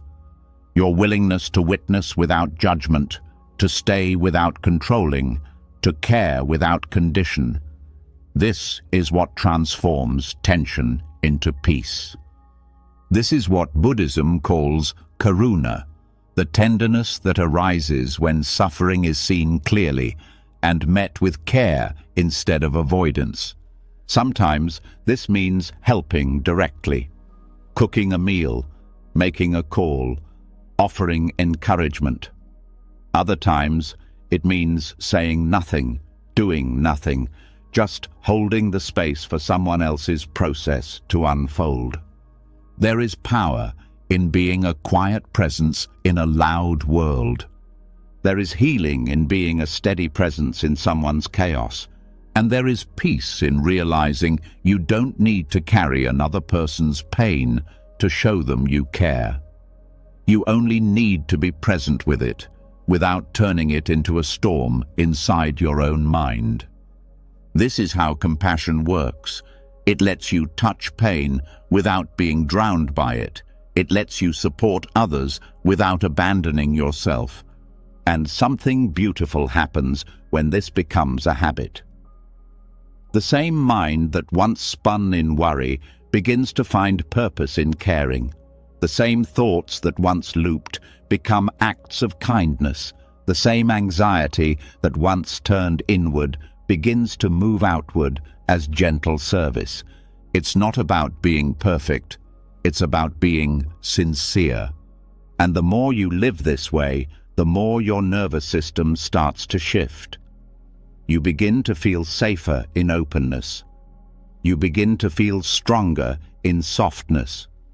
You begin to see that compassion is not a feeling, it's a choice, and that choice is always available, even for yourself.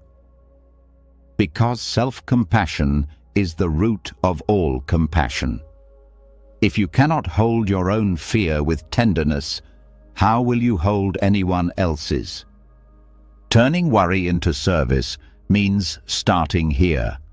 It means noticing when anxiety about others is rising and pausing, breathing, asking, can I show up instead of spiraling? Can I turn this imagined pain into real presence? Can I let go of the outcome and offer care anyway? And slowly, your attention changes shape.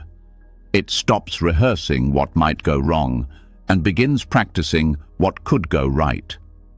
And what goes right isn't always the outcome. Sometimes it's the presence itself, the smile you didn't fake, the call you made without advice, the silence you held without needing to fix, the way you stayed open when everything told you to close. This is the cloak of compassion, not armor, not performance. A warmth you wrap around the moment, not to shield it, but to witness it, not to control it, but to bless it.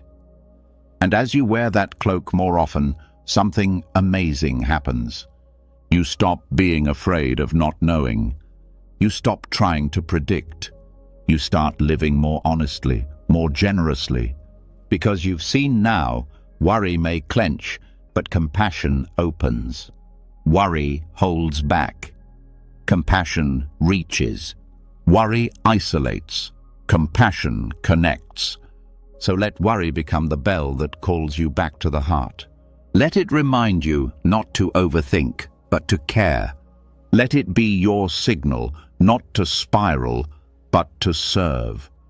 Because when you meet the world this way, the fear that used to hold you starts to fall away. Not because you defeated it, but because you outgrew it. And once compassion begins to move through you, once care replaces the need to control, something even deeper becomes available. Not a technique, not a philosophy, a space, a silence, a stillness that was always there, waiting beneath the surface. Every act of worry, every spiral of thought begins after something else, something older than thinking, something untouched. This is where the next doorway opens, to rest in the space before the mind starts thinking, the stillness before thought, the source where worry cannot take root, because the one who worries has not yet arrived. There's a quiet truth buried beneath all anxiety. It has to be thought before it can be felt. It has to form, shape, appear. It needs a thinker to believe it, a self to own it. But what happens before that? Before the thinker steps in, before the story begins, what is there? Buddhism calls this the original mind, the unborn mind. Not something special, not something mystical, something direct, accessible, here, right now, a space that can be touched not by effort, but by stillness. It's the place you return to when you stop needing to understand, when the breath becomes the only thing worth noticing, when the pause between moments stretches just long enough for you to notice you're not thinking, but you're still aware. This is not a state to be achieved. It's what's always been here. Underneath the noise, behind the thinker, before the thought. It's not about trying to feel peaceful. It's about noticing what remains when you're not trying to do anything at all. Pre-thought awareness is not blankness. It's fullness. Pure clarity before concepts appear. It's not about zoning out. It's about zoning in so deeply that you go under the words, beneath the mind's surface, to the calm that never needed fixing. In meditation, there's a point when the breath fades into the background, and what remains is awareness itself. That awareness is not a thought. It doesn't judge, it doesn't compare, it doesn't plan. It simply sees. And in that seeing, nothing is missing. Worry needs something to attach to, a problem, a scenario, a storyline. But in pre-thought awareness, there's no story, just space, just breath, just presence. The moment the thinker arises, the story starts. But before that, there's only now. Learning to rest in this space is not about escaping life. It's about returning to what's true before life becomes a narrative. It's about seeing how often the mind tries to overlay something on top of what's already complete. And what's already complete doesn't need commentary. This is not suppression, it's revelation. When you sit long enough without chasing or controlling, the mind begins to settle, not because it's been silenced by force, but because the one trying to control it has stepped aside. And what's left? Awareness without identity, stillness without effort, clarity without thought. This is the root of every Buddhist teaching. That freedom is not a future state. It's the natural quality of awareness when it's not tangled in thought. And you don't need years of training to find it. You only need to stop chasing and start noticing. Start noticing what's here before the next thought, before the next fear, before the next plan or label. It helps to use the breath as a doorway, not to control it, but to follow it, gently, honestly, with your full attention. At the bottom of the exhale, there's a pause, a still point. That pause is not empty, it's alive. It's the gateway back to pre-thought awareness. You don't need to name this space. In fact, naming it pulls you out of it. Just rest in it. Let it hold you. Thoughts will still arise. That's okay. The practice is not to stop them, but to see them from the place that existed before them, to witness the moment a thought appears and say, "There it is," without grabbing it. Over time, this space becomes more familiar, more accessible. You begin to spend more time as the observer and less time as the thinker. And from that shift, worry loses its roots. Because its roots were always buried in belief. Belief in the thought, belief in the story, belief in the thinker. But when awareness comes before thought, the story has nowhere to stick. This is what brings deep peace, not the absence of thoughts, but the freedom to watch them rise and fall without following. In this space, the mind no longer runs your life. It becomes a tool, not a master. And that shift changes everything. The next time anxiety creeps in, don't meet it with more thought. Return to before. Drop into the breath. Let the body lead. Feel the moment before the thought forms. That moment holds more truth than anything the mind can create.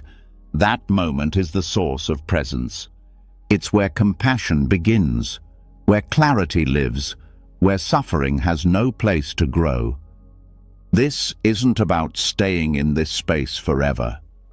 It's about knowing it's always here, that you can return any time, that no matter how loud the world gets, there's a silence inside you untouched by it all. And that silence is not passive. It's alive. It listens, it sees, it heals. This is why great teachers speak so softly, because the truth doesn't need volume, it only needs presence. And this presence is yours. Not because you earned it, because it's your nature, what you've always been underneath the doing, the fixing, the worrying. When you rest here, life becomes simpler. Not because the outside changes, but because the inside stops adding weight to it. You stop turning moments into problems. You stop turning thoughts into warnings. You stop turning yourself into someone who needs to be saved. You already are, because you never left. You only got lost in thought. And now, gently, steadily, you're coming home. And as the stillness before thought settles deeper, as awareness begins to feel more natural than the noise it used to chase, another form of suffering begins to show itself. Not loud, not urgent, but constant. Regret, a quiet replay of what went wrong, what could have been done differently, what never got a second chance. And this next teaching leads us right into it. Not to rewrite the past, but to release it. Not to justify or explain, but to end the habit of dragging yesterday's weight into today, because regret is just worry turned backward, and forgiveness is the only thing strong enough to let it go. Regret begins with memory. A moment remembered not with peace, but with tension. A decision that feels unfinished.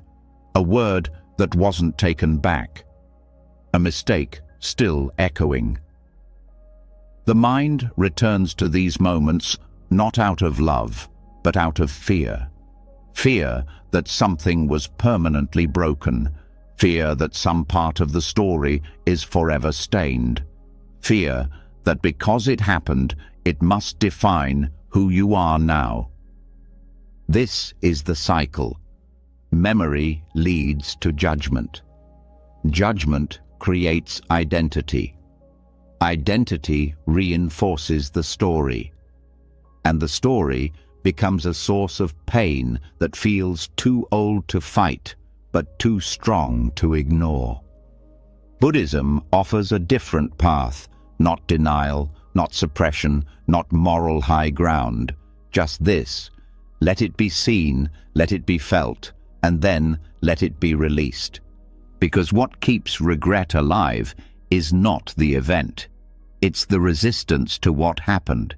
It's the belief that it shouldn't have happened, and the body still trying to solve a moment that no longer exists. Regret is not reflection. It's a loop. It's the emotional version of chewing gum that lost its flavor years ago, but still keeps getting chewed. It offers no nourishment, just repetition. And like all habits of worry, it survives through attention. The first step in forgiveness, then, is to stop feeding it. Not by ignoring it, but by stepping back far enough to see it clearly. Ask yourself, what am I holding on to? Is it a moment, or is it the story I built around it? Forgiveness is not about pretending it didn't hurt.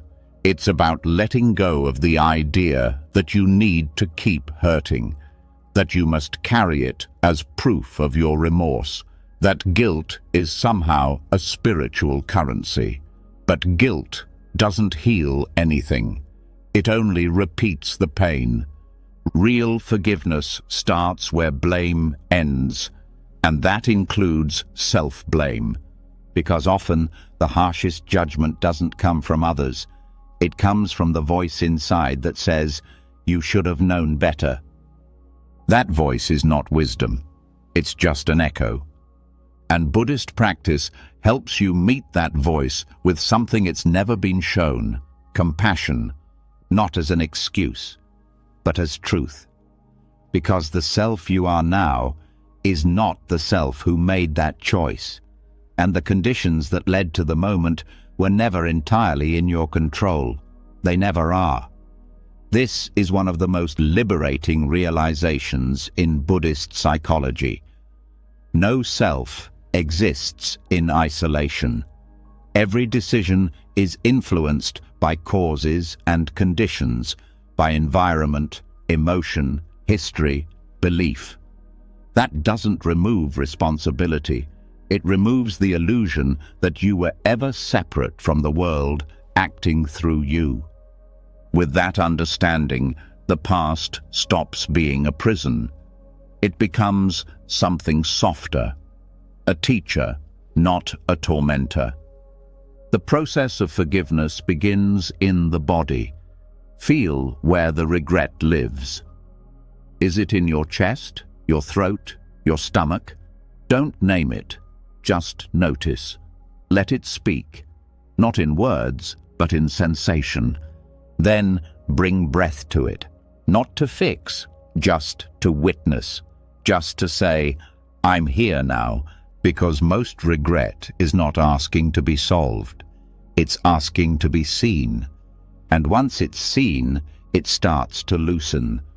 The emotional knot begins to uncoil. The narrative slows down, and something new begins to rise. Understanding. Forgiveness is not a one-time event. It's a practice. Some days it flows easily. Other days it gets stuck. But every time you choose presence over punishment, the cycle weakens.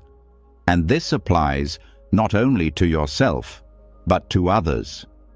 Because sometimes the worry isn't about your own past. It's about what someone else did, what they said, what they failed to understand. And the mind plays it again and again, trying to make sense of it, trying to undo it. But the longer you carry someone else's behavior as your burden, the longer you suffer on their behalf. Forgiving them doesn't mean agreeing with them. It means freeing yourself from the need to keep reliving what they did. Because every time the story is repeated, the pain gets rehearsed. But forgiveness interrupts that rehearsal. It says, I release you from the role you played in my pain, not because you asked, but because I no longer need to carry the script. And in that release, space opens, not for forgetting, but for healing. Forgiveness is a decision not to let the past define your nervous system anymore, not to keep waking up in yesterday, not to build an identity from a single moment that already passed. And the more you forgive, the less weight you carry into the present, the more room there is for real peace. There's a Zen story about a monk who carries a woman across a river. Later, another monk says, "Why did you carry her? That's not allowed." And the first monk replies, "I put her down at the riverbank. Why are you still carrying her?" That's what regret does. It keeps carrying what has already been released. It picks it up again and again. But when you see this clearly, you can choose to put it down. Every moment is an opportunity to forgive, to let go, to come back. Not because the past changes, but because the past doesn't get to dictate your peace anymore. This is the release valve. This is the end of recycled pain. This is the breath that says, I don't need to carry this story one more step. Because the moment you let go of regret, the mind stops spinning backward, and the heart, unburdened, begins to rest forward. And once the weight of regret is laid down, once forgiveness begins to clear the emotional air, something subtler becomes easier to notice. The echoes, not from others, but from within. The arguments that never happened, the voices that never stop. The internal back and forth that plays on loop, even when nothing is actually unfolding outside. This is where many people stay trapped, inside an invisible room of imaginary conversations. And this next teaching helps you step out of it, not by winning the argument, but by realizing there's no one there to argue with. Internal conflict is one of the most exhausting habits of the mind. A single comment, a look, or even a memory can trigger it. Suddenly, the mind fills with voices. What should have been said, what you wish you'd said, what they'll probably say next time. These aren't reflections, they're rehearsals, replays, scripts. And the more they repeat, the more real they feel. But they're not real. They're echoes, sound bouncing off the walls of your own attention. And these echoes feed anxiety, because every time they repeat, the body believes it's in a new conflict. Heart rate rises, breath shortens, muscles tense. Even if you're sitting in a silent room, your nervous system reacts like you're under attack. Buddhism teaches that the mind, left unchecked, turns neutral space into a battlefield. Not because there's an enemy, but because the self has not yet recognized the voice of illusion. The loop begins like this. A thought appears, a judgment, a memory, an imagined confrontation. It feels unresolved, so the mind tries to fix it by playing it again, adding new lines, reworking the moment, defending, attacking, justifying. But this never leads to resolution because it's not a real dialogue, it's noise in an empty room. To detach from this pattern, the first step is recognition. Noticing when the loop begins, feeling the shift in energy, seeing the thought rise like a gust of wind, and realizing you don't have to follow it. It helps to name it. Ah, this is the argument loop. That simple naming breaks the spell. You are no longer inside the argument. You're watching it. And that changes everything. Because the moment you become the witness, the loop starts to lose power. The next step is dropping the need to win. Most internal arguments stay alive because part of the mind is still trying to be right, still trying to deliver the perfect response, still trying to undo what's already done. But there is no victory in imaginary debates, only fatigue. Ask yourself, what am I trying to protect right now? What part of me feels under threat? That question pulls you out of the storyline and into direct awareness. It shifts attention from the script to the sensation, and sensation is always now. It doesn't lie. It doesn't loop. You may notice tightness in the chest, heat in the face, a clenching in the hands. Stay there. Breathe into it.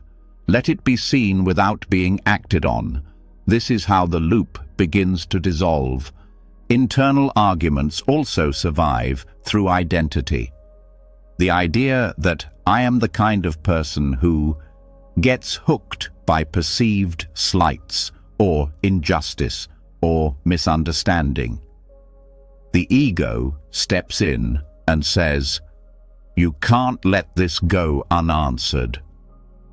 But Buddhism teaches there is no solid self to defend, only patterns, only habits, only thoughts pretending to be people. When you step back and see the loop not as yourself but as a habit of thought, you gain the space to choose something else. You can choose silence. You can choose breath. You can choose presence. And presence doesn't argue. Presence listens. In this listening, the echoes start to fade, because they have nothing to bounce off anymore. No reaction, no resistance, just space. You can practice this in real time. The moment the mind begins drafting another internal script, pause. Notice the urge to finish the scene, and instead of engaging, ask, is this helping or hurting? That question brings clarity. It shines a light on the cost of this habit, not just mental, but physical, emotional, spiritual, because every minute spent inside an imaginary conflict is a minute pulled away from real life, from connection, from rest, from peace. Buddhism invites us to step out of the empty room, to stop talking to ghosts, to stop rehearsing what doesn't need to be said. You do not need to win an argument that never happened. You do not need to explain yourself to a thought. You do not need to keep answering the voice that only exists because you're listening. The echo will keep bouncing until silence is chosen, and silence is not weakness. It is power. It is maturity. It is the moment the mind no longer needs to prove anything. In meditation, this can be practiced gently. When a scene starts to form, When someone's face appears and your inner voice begins the monologue, simply return to the breath. Let the scene dissolve. Let the face fade. Let the voice pass. You are not rejecting the experience. You are releasing your grip on it. Over time, the brain begins to learn. Not every thought needs to be followed. Not every disagreement needs a response. Not every loop needs another round. This breaks the cycle. And in the space that remains, peace has room to enter, not because the world changed, but because you stopped arguing with it inside your mind. You stopped rehearsing pain that hasn't come. You stopped explaining yourself to people who aren't even in the room. And you came back. To the breath, to the moment, to the quiet, solid truth that no echo can shake. This is how the room becomes still again. Not because the voices stopped, but because you stopped answering them. And in that silence, life speaks again. And once the echoes fade, once you stop feeding the loop of imaginary conversations, a deeper question begins to emerge. If the voices in the mind are not real, if the arguments are just patterns, then what remains? Who is it that hears the thought but doesn't believe it? Who sees the storm but doesn't get swept away? That quiet presence, that still clarity, it's been there all along. And this next teaching brings us into that space. Not to think more clearly, but to see more deeply. To step back and notice not just the worry, but the one who's watching it. The foundation of Buddhist insight lies in this simple, powerful shift. You are not your thoughts. You are the awareness that notices them. Thoughts arise and pass like clouds in the sky. But the sky does not chase the clouds. It holds them, sees them, lets them go. And that sky-like awareness is what this practice returns you to. Worry, when believed, pulls you into its world. It creates urgency. It demands reaction. But worry can only control you when it convinces you that you are it. That the voice of fear is your voice. That the tension in the body is your identity. That the story must be resolved before peace can return. But that's the illusion. When you pause and begin to observe the one who is worrying, something subtle changes. You stop identifying with the storm. You start seeing it from the shore. The thoughts may still move. The body may still feel tension, but you are no longer inside the thought. You are watching the thinker. This space, this gap between the observer and the thought, is where true freedom begins. It's not about controlling the thought. It's about stepping behind it, watching it rise, watching it fall, like watching a character on a stage, knowing you're sitting in the audience. In meditation, this practice is central. It begins with noticing the breath, then the thoughts that arise. But instead of following them, you label them gently, thinking. Then you return. The mind tries again, planning, judging, worrying. And again, you return. Over time, you begin to see clearly. Thoughts come and go, but awareness stays. The watcher is constant, and that constancy becomes your anchor. This doesn't mean becoming detached from life. It means becoming detached from the false self created by thought, the self that is always afraid, always explaining, always needing something more before it can rest. The watcher doesn't need that. The watcher doesn't need answers. It just sees. And in that seeing, anxiety begins to lose its grip, because the part of you that worries is no longer running the show. When you get lost in worry, the thought feels true. It feels urgent. But when you observe the one worrying, you begin to question it, not with doubt, but with distance. You see how often the same fear returns, dressed in different clothes. You see how often the mind uses the same language, the same tone, the same tricks. And instead of falling for it, you just watch.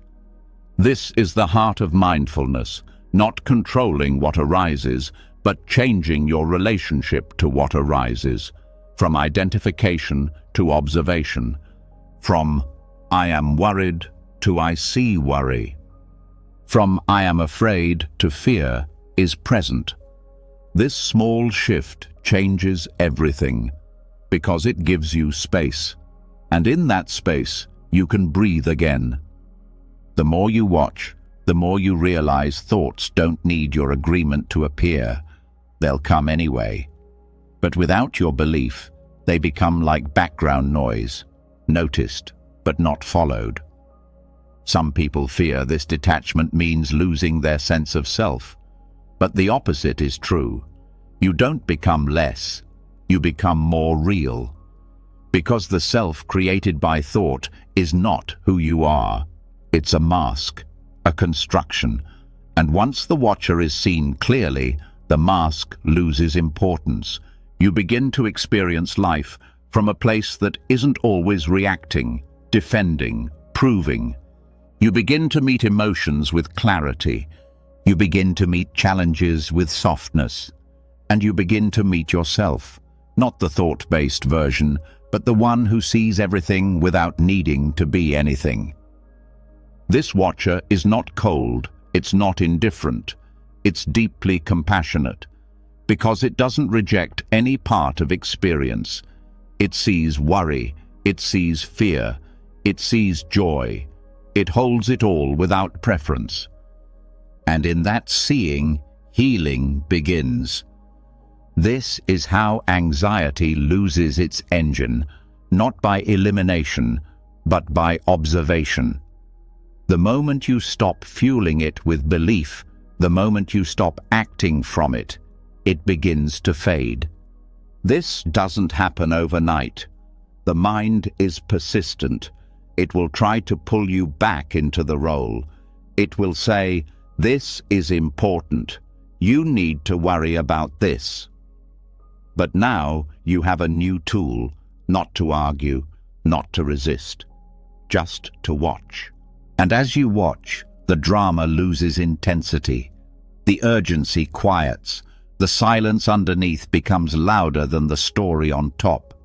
This is presence. This is your nature. And it was never far away. Every time you sit and notice and return, the watcher becomes clearer, stronger, quieter, more trustworthy.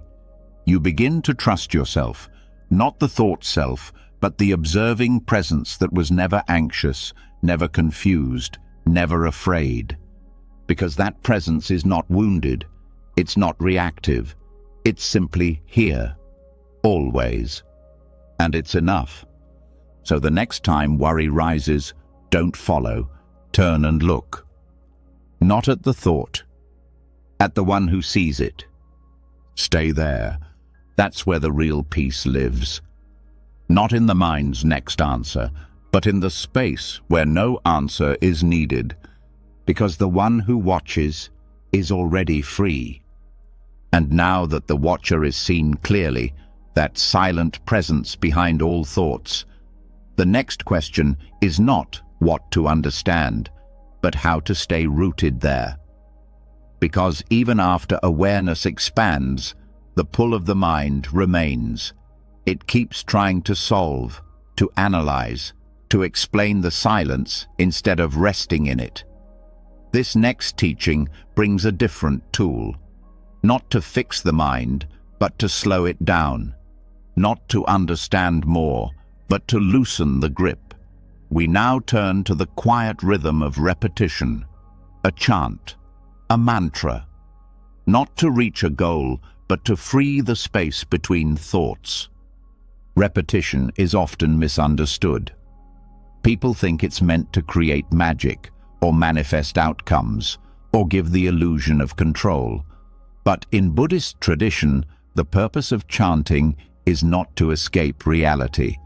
It's to meet it, again and again, without resistance. Mantra is not about the words. It's about what happens to the mind when the words no longer matter. Most suffering begins in analysis. The mind gets stuck in loops. It tries to compare, predict, interpret, fix.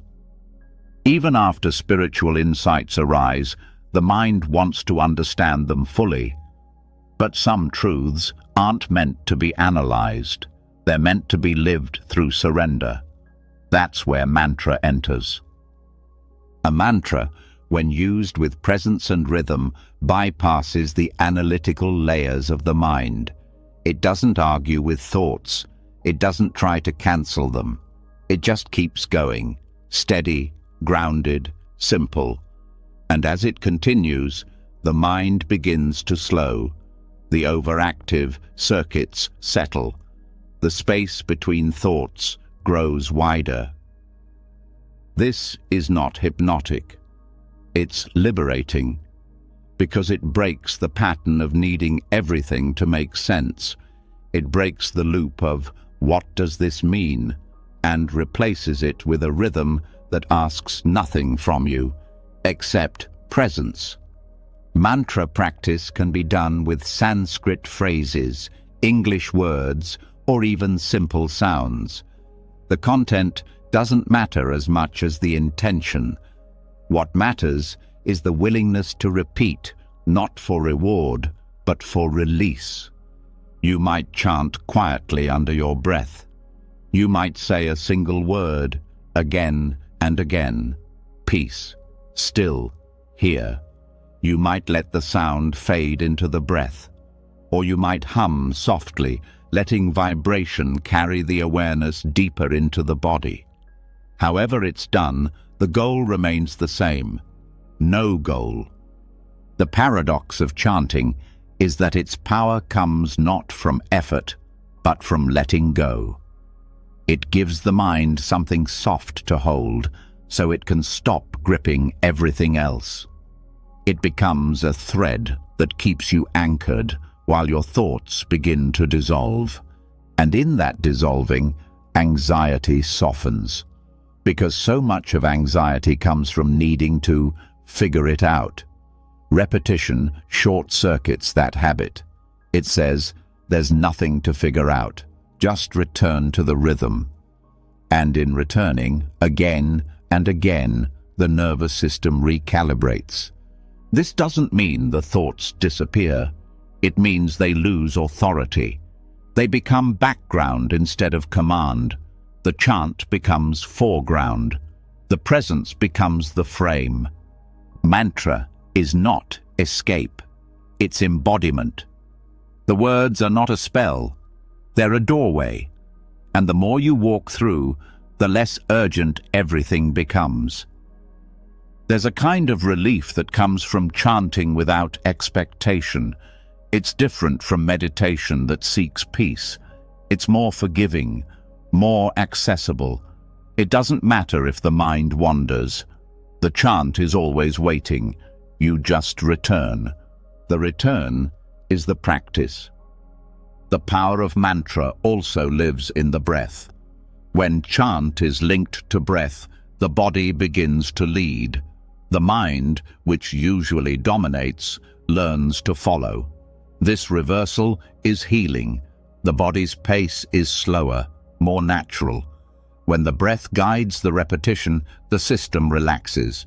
You don't need to believe in the chant. You don't need to know what it means. You only need to feel its rhythm. The mind thinks in complexity, but healing often comes through simplicity. This is why monks chant daily, not to earn merit, but to quiet the storm, not to control outcomes, but to step outside of them. Repetition isn't boring when it's alive. It becomes sacred when it's met with attention. And even if the words feel empty at first, their shape becomes a container, a place for the mind to rest without being asked to perform. The deeper benefit is what it rewires. Each time you choose repetition over reaction, each time you return instead of analyze, the mind learns a new pattern.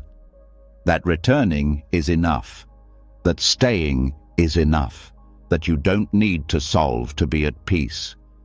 In a world that values constant stimulation, constant achievement, constant explanation, chanting offers a different message. Just stay here, just breathe, just return. And slowly, something shifts. The background noise fades. The stories lose their sharpness. The fears lose their voice. Because there's no room left for them in the rhythm, repetition becomes presence. Presence becomes peace. This doesn't mean your life changes instantly. It means your relationship to it does. You no longer need every answer. You no longer need to control every turn. You trust the rhythm. You trust the breath. You trust the chant, even when you don't understand why. This is what loosens the grip of obsessive thought. Not a breakthrough, but a surrender. Not a plan, but a practice. A willingness to return without demanding results. Over time, mantra becomes a companion, not to fill silence, but to deepen it, not to push emotion away, but to carry it gently. It reminds the mind that it's okay to let go. That stillness doesn't mean nothing's happening. That peace doesn't mean the work is done.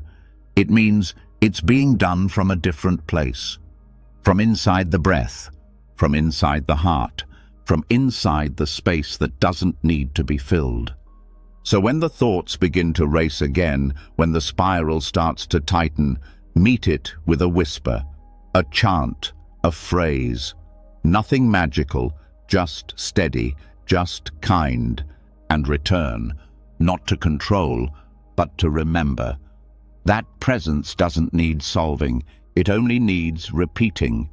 And in that repetition, the mind finds its rest. And as the rhythm of repetition softens the grip of thought, as the chant carries the mind past analysis and into presence, another truth begins to reveal itself. Worry is not just a thought pattern. It's energy, raw, restless, often misdirected energy. And this next teaching shows what becomes possible when that energy is not suppressed, not resisted, but redirected. Because energy is neutral, it only becomes suffering when poured into fear. But when it's fed into devotion, ritual, and presence, it becomes something else entirely, a fire that purifies instead of burns. Worry is exhausting, not because it's powerful, but because it's constant. It keeps the mind spinning, the body tense, the heart closed. But underneath all of that movement is fuel, life force, focus, intensity. And when that intensity is shifted into presence, into sacred attention, into conscious offering, something extraordinary begins to happen. The same flame that once fueled fear begins to light the path forward. Buddhism doesn't tell you to get rid of energy. It teaches you to transmute it. That means transforming the nature of your inner fire, not by putting it out, but by changing what you feed it. Worry feeds on uncertainty. It grows when the mind tries to predict or control. Devotion, however, is the opposite. It is the act of offering your full presence to something bigger than your personal anxiety. It doesn't need certainty. It only needs sincerity. Devotion is not tied to religion. It's tied to attention. You can be devotional toward your breath, your body, your environment, your morning tea. The power of devotion comes from where you place your energy and how fully you offer it. The anxious mind is obsessed with outcomes. Devotion doesn't ask for results. It gives without grasping. That's why it heals, because it retrains the nervous system to live in offering instead of demand. One of the most powerful ways to channel anxious energy is through sacred ritual. Not because ritual changes the outside world, but because it changes your relationship with the inner world. It gives your attention something steady to return to. A bowl of water, a lit candle, a bow, a phrase, a gesture. Ritual becomes a container, a space where scattered energy can rest. The difference between ritual and routine is intention. When you make tea with reverence, it becomes devotion. When you sit down with care, it becomes an offering. When you move with awareness, the action itself becomes a prayer. This is how anxious energy begins to change form. It becomes warmth instead of panic, precision instead of paralysis. It begins to serve something rather than spiral into itself. Devotional energy grounds you. It places your awareness into the act, not the outcome. That's where anxiety loses its grip, when the present moment becomes more important than the result. Devotion also opens the heart, because you're no longer pouring energy into what if. You're pouring it into I'm here. And the more you pour, the more the flame shifts from fear to presence. You can make a ritual out of anything. Lighting incense in the morning, speaking a phrase before meals, sitting with your hand on your heart for one full breath before a task. These are not performances, they are practices, anchoring points for the energy that used to scatter across dozens of anxious thoughts. In this way, even the act of feeling anxious becomes part of your devotion. Not something to avoid, but something to meet, to offer, to hold. Instead of thinking, I'm nervous, I need to get rid of this, you shift to, here is my energy, how can I offer it well? And what you'll find is that every moment becomes more sacred, not because it changes, but because you are fully there. The Buddha often spoke of wise effort, not pushing, not striving, but applying energy in a skillful way, feeding the right flame. This is the heart of the practice, because worry is effort without direction. Devotion is effort with heart. You don't need to have a spiritual altar. Your breath is enough.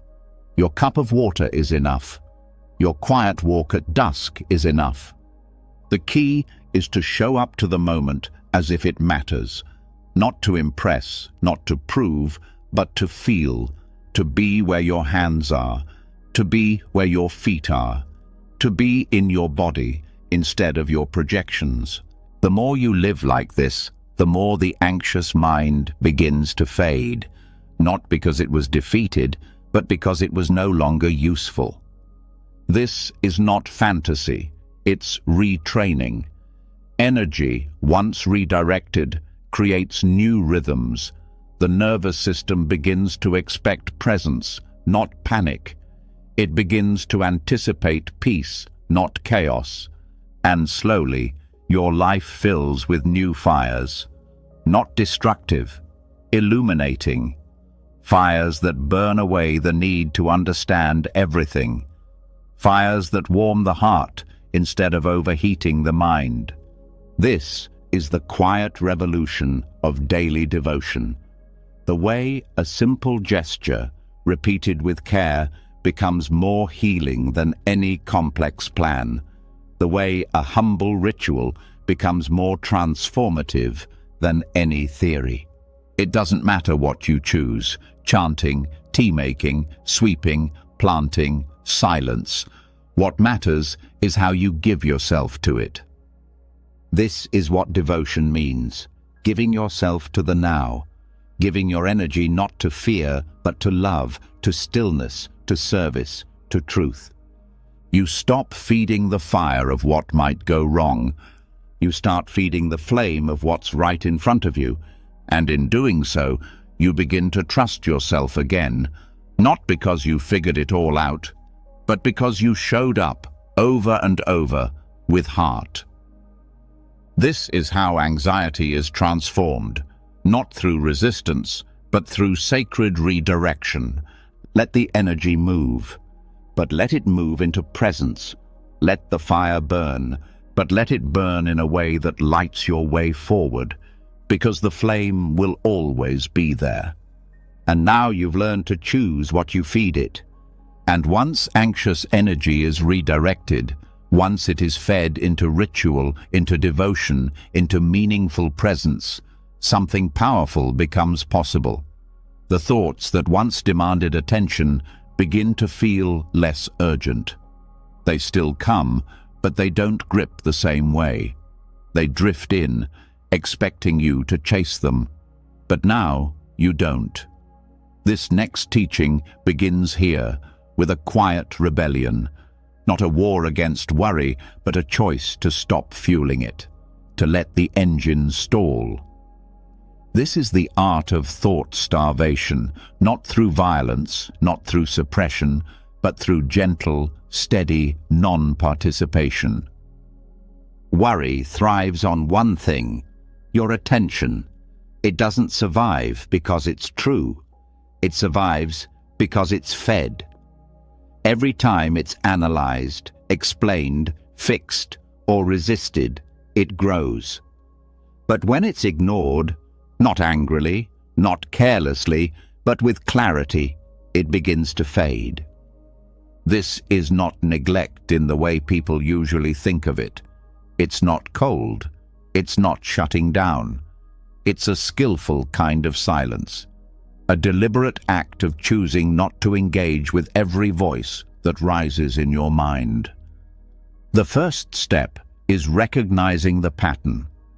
Worry often begins with a subtle signal, a discomfort in the stomach, a racing of thought, a mental itch. The usual instinct is to react, to solve. But here, the practice begins with noticing and doing nothing. Noticing the thought is there and refusing to enter its world. This refusal is not harsh. It's soft, like letting a phone ring without answering.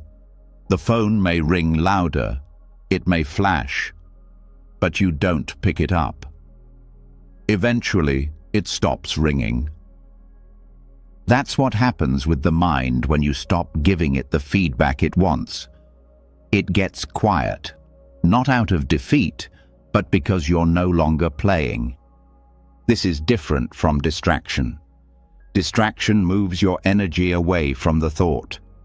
Starvation keeps the energy inside, but untouched, present, but not involved. It helps to anchor your awareness somewhere else. The breath, the feet, the sounds around you. You're not pushing the thought away, you're just not moving toward it. Each time the thought appears and you choose not to engage, it loses a little more strength. The roots loosen, the repetition weakens, and the nervous system begins to recalibrate. Worry needs your participation to stay alive. It needs you to respond, to agree, to argue. When you stop doing that, the cycle begins to break. You might feel discomfort in the beginning. Silence can feel awkward. Not solving might feel unsafe. But this discomfort isn't danger. It's detox. It's the system adjusting to a new rhythm, one where not every thought gets a stage. There's a story in Zen about a student asking the master how to deal with unwanted thoughts. The master says, "Don't invite them in for tea." That's the practice. The door opens. You see the thought, but you don't let it move in. You let it pass. And it will pass. Thoughts are not solid. They're not permanent. They don't even finish forming if you don't feed them. You'll start to notice this. A worry begins, but when it gets no response, it stalls. It hangs awkwardly in the air and dissolves. Not because you defeated it, but because you starved it of your belief. This practice takes consistency. The mind is clever. It will try new angles, new hooks. But as you return to the breath, to the body, to the now, over and over, the old paths wear down. And this is where the freedom begins to grow. Not dramatic, not loud, but steady. You begin to walk through life without dragging every thought behind you. You begin to feel space where there used to be loops. It's important to know that starving a thought is not suppression. Suppression is forceful. Starvation is neutral. Suppression pushes down. Starvation steps back.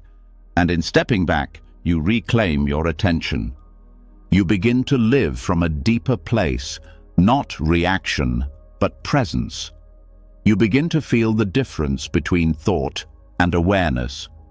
One spins, the other watches. The more time you spend as the watcher, the less need there is to feed the thinker. This practice also builds trust. Trust that you don't need to follow every anxious narrative to stay safe. Trust that clarity doesn't come from mental spinning, it comes from silence. This silence isn't empty, it's restorative. It's where the nervous system unwinds, where the breath lengthens, where decisions become cleaner, where life slows down. Thoughts will still come. That's not the problem. The practice isn't about never thinking. It's about no longer believing that every thought deserves a seat at your table. This especially applies to old mental loops, the kind that show up every day, the what-ifs, the why did I-s, the future rehearsals, the mental replay of a mistake. Each one is a story with the same cast, the same plot, the same ending. And every time it starts, you can make a new choice. Let it talk. Don't reply. Let it pass. Don't follow. Let it echo. Don't lean in. This is not passivity. It's mastery. You're not controlled by the thought. You're not arguing with it. You're simply not giving it what it needs to survive. Over time, the thought loop begins to wither, like a fire that's been left with no more wood. It flickers, it fades, it goes out. And in that quiet, something else begins to grow. Real presence. Not performance, not effort, just being. That's the gift of this practice. It gives you back your energy. The energy that used to be poured into worrying, into spinning, into solving problems that weren't even real yet. Now, that energy is yours again, for breathing, for noticing, for living. The practice is simple. Let the thought come, let the thought go, and in between, don't feed it. This is how you become free, not by fighting, but by no longer participating in the performance of fear. That's the art of thought starvation, and it leads you here to peace that no thought can interrupt. And once the mental loop begins to fade, once the thoughts are no longer being fed, something softer begins to surface. A quiet, almost hidden presence behind the worry. It's not a monster. It's not the enemy. It's a small voice, often afraid, vulnerable, childlike. This is where the next teaching leads us, not toward logic, but but toward kindness, not into analysis, but into connection. Because the one who worries is not a failure to be fixed, but a younger self asking for care. And Buddhist compassion teaches us not to fight that voice, but to hold it, to speak to it the way we would to a child who never learned safety. Worry, at its root, is a protective response. It's the mind's way of saying, "I don't feel safe." It's trying to prevent pain, predict problems, protect what matters. But when that protective energy goes unacknowledged or gets judged, it grows louder. Not because it's strong, but because it's scared. And if we look closely, most worry doesn't come from the adult self. It comes from the part of us that still feels small, the part that once didn't get what it needed: reassurance, support, softness, safety. The child within who learned that the world could change in an instant and believed they had to think ahead or be perfect to avoid hurt. This is not weakness.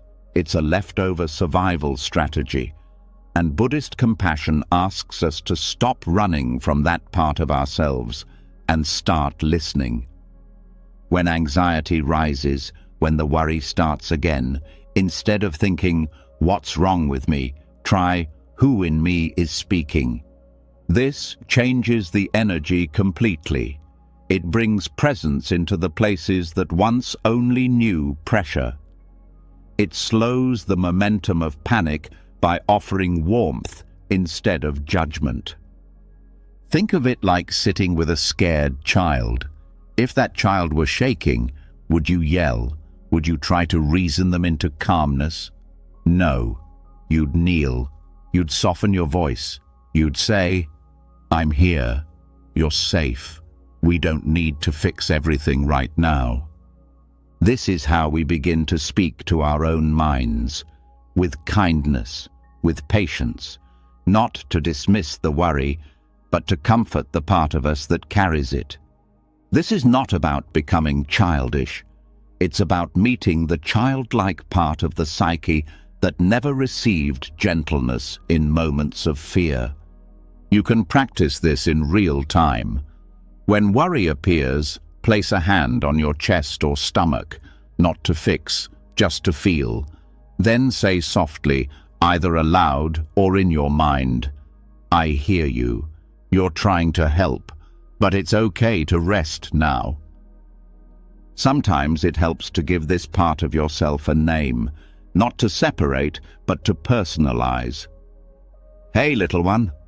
I know it feels scary, but I've got you now." This inner dialogue isn't foolish, it's deeply healing, because so often the worried voice simply wants to be acknowledged. The mind will resist this at first. It's used to being dismissed or controlled, but with practice, the worried part begins to trust the presence of your compassion. It begins to quiet, not because it was silenced, but because it was soothed. This is what makes Buddhist compassion different from mere self-help. It doesn't ask you to push past the worry. It asks you to bow to it, to see it as something that once tried to keep you alive. And in that recognition, to offer it something new, safety through presence. No part of the self should be exiled. Not the fear, not the tension, not the doubt. Every part has a voice, and every voice calms down when it feels heard. You may start to notice that worry always arises in the same patterns. When you feel uncertain, when you're tired, when you're about to do something unfamiliar. These aren't flaws, they're invitations to bring compassion inward. You don't need to become your own therapist, you just need to become your own friend. To sit with yourself the way a gentle parent would, with openness and care. There are moments when anxiety seems too big to hold. In those moments, remember, you're not trying to fix the fear. You're trying to stay with the one who feels it. This distinction changes everything. It turns struggle into connection. It turns reactivity into calm. Compassion doesn't mean the fear goes away instantly. It means you're no longer adding resistance to it. And that lack of resistance creates space. And space is where peace enters. Some people think inner compassion is indulgent, that if you're too soft with yourself, you'll stop growing. But that's a myth born from harshness. Growth happens best in environments of safety, not pressure, not perfection, safety. When the mind feels safe, it opens. When the heart feels safe, it heals. And when the inner child feels safe, it stops needing to scream. You don't need perfect words. You only need your presence. That's what the worried voice is looking for. Not advice, not solutions, just the feeling that someone is finally staying. This staying becomes a ritual, a quiet checking in. How are you feeling? What do you need? I'm with you. You do this not once, but again and again, until the part of you that used to panic begins to expect comfort instead of criticism. This is the long path of inner repair, and it's sacred. Because when compassion becomes your default response to fear, the nervous system changes. It stops bracing. It starts breathing. And over time, worry begins to feel less like a threat and more like a signal. A signal to slow down, to check in, to come back. Back to breath, back to heart. Back to the one inside who has waited so long to be held. This is how you stop fighting the mind, by loving it, by showing it what it never knew was possible, that even fear deserves kindness. Even the panicked thoughts, even the shaky voice, even the worst-case scenario running wild in your head. Because behind all of it is someone who wants to feel safe. And now you know how to answer them. Not with perfection, but with presence. Not with strategy, but with softness. Because presence is what heals, and softness is what stays.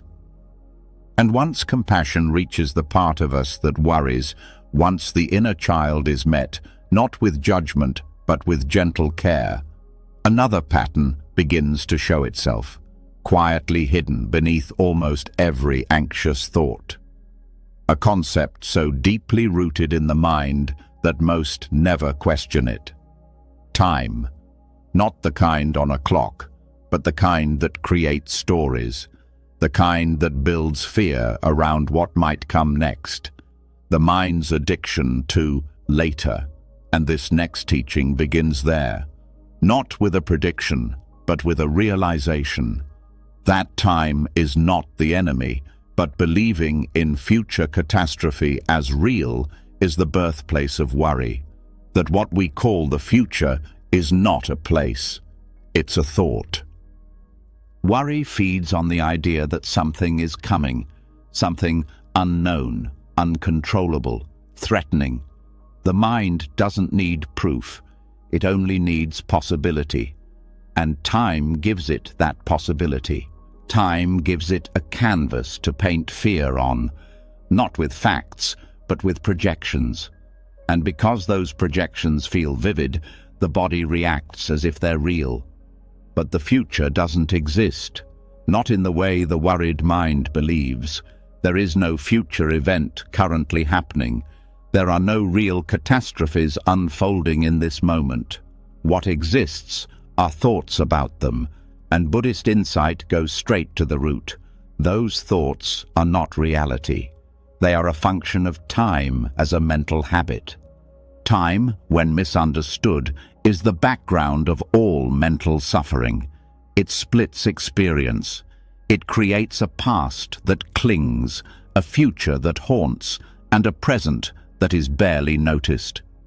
Worry can only live in this fracture, because in the pure present there is no space for imaginary outcomes. There is only what is. To see this clearly, notice where worry begins.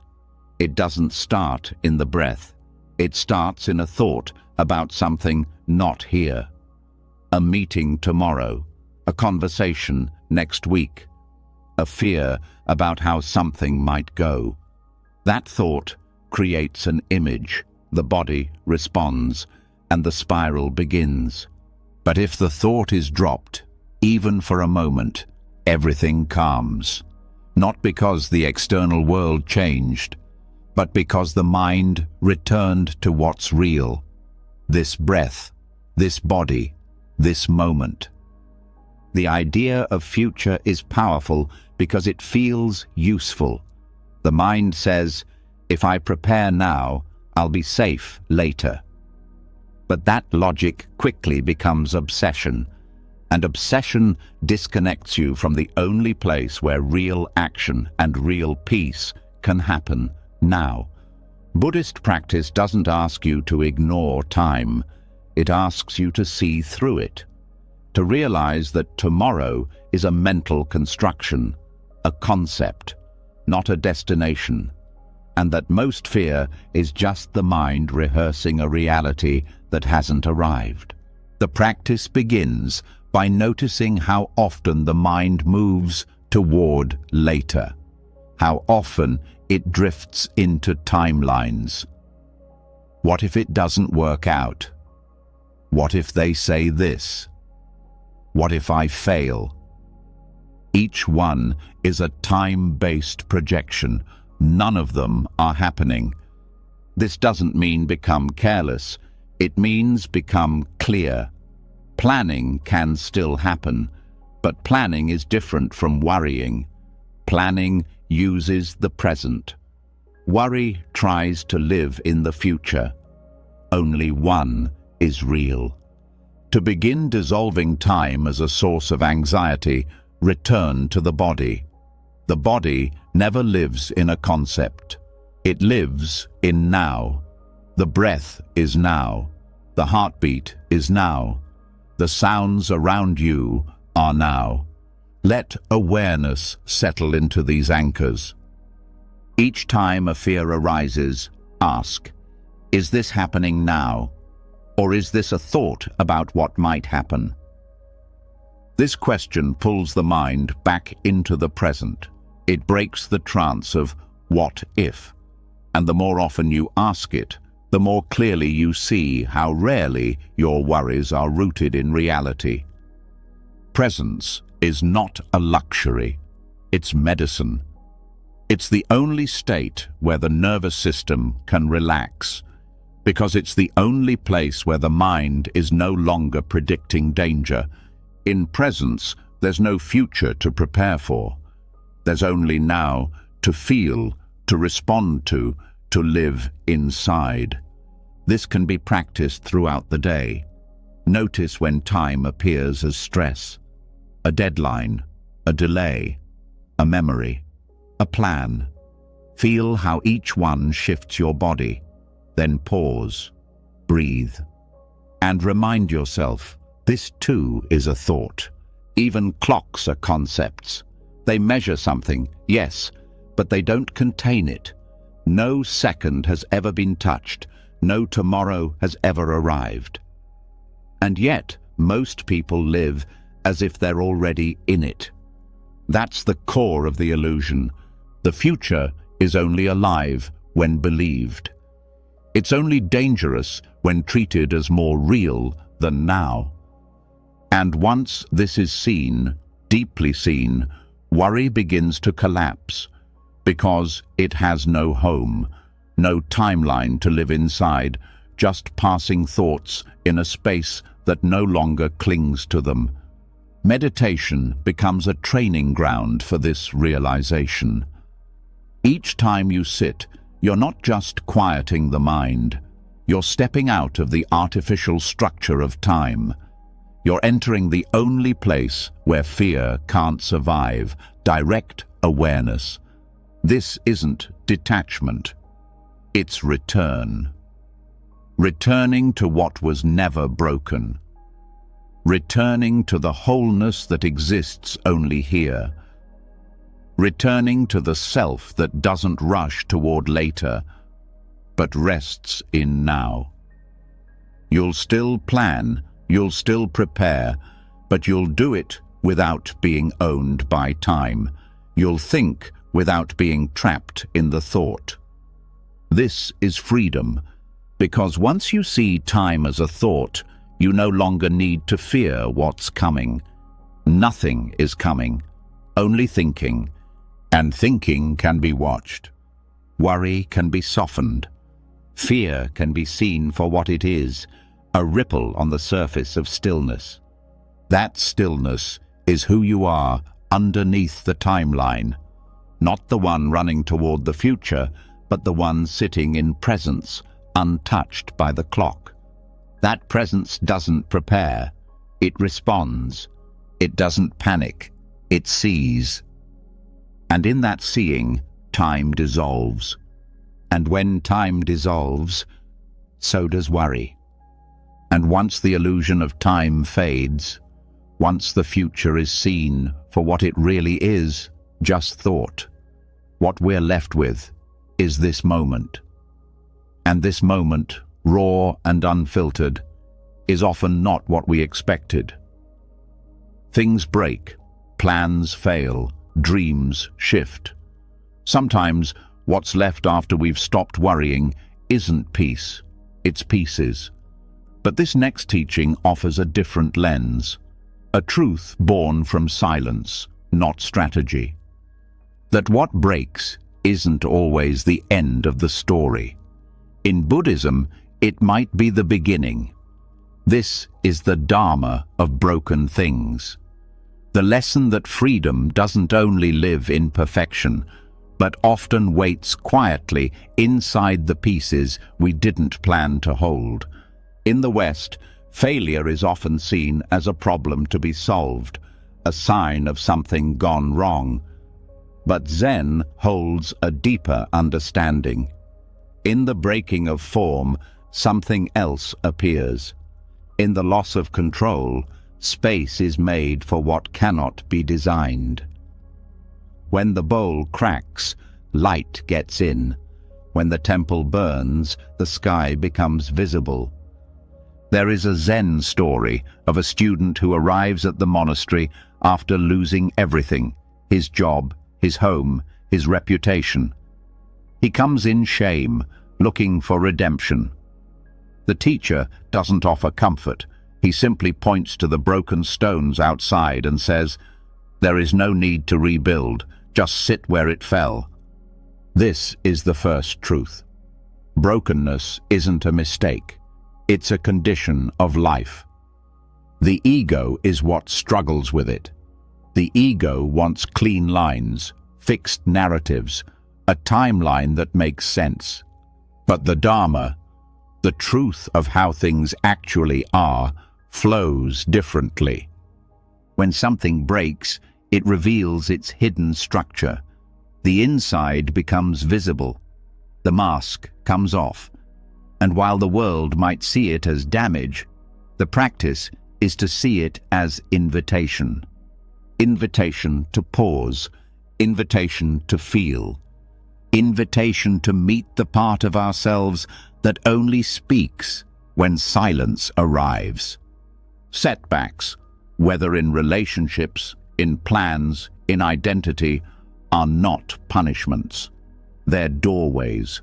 They tear the map we've been clinging to and show us that we were never truly in control. This isn't said to dismiss pain. Pain is real. Grief is real. But suffering multiplies when we believe it means something went wrong.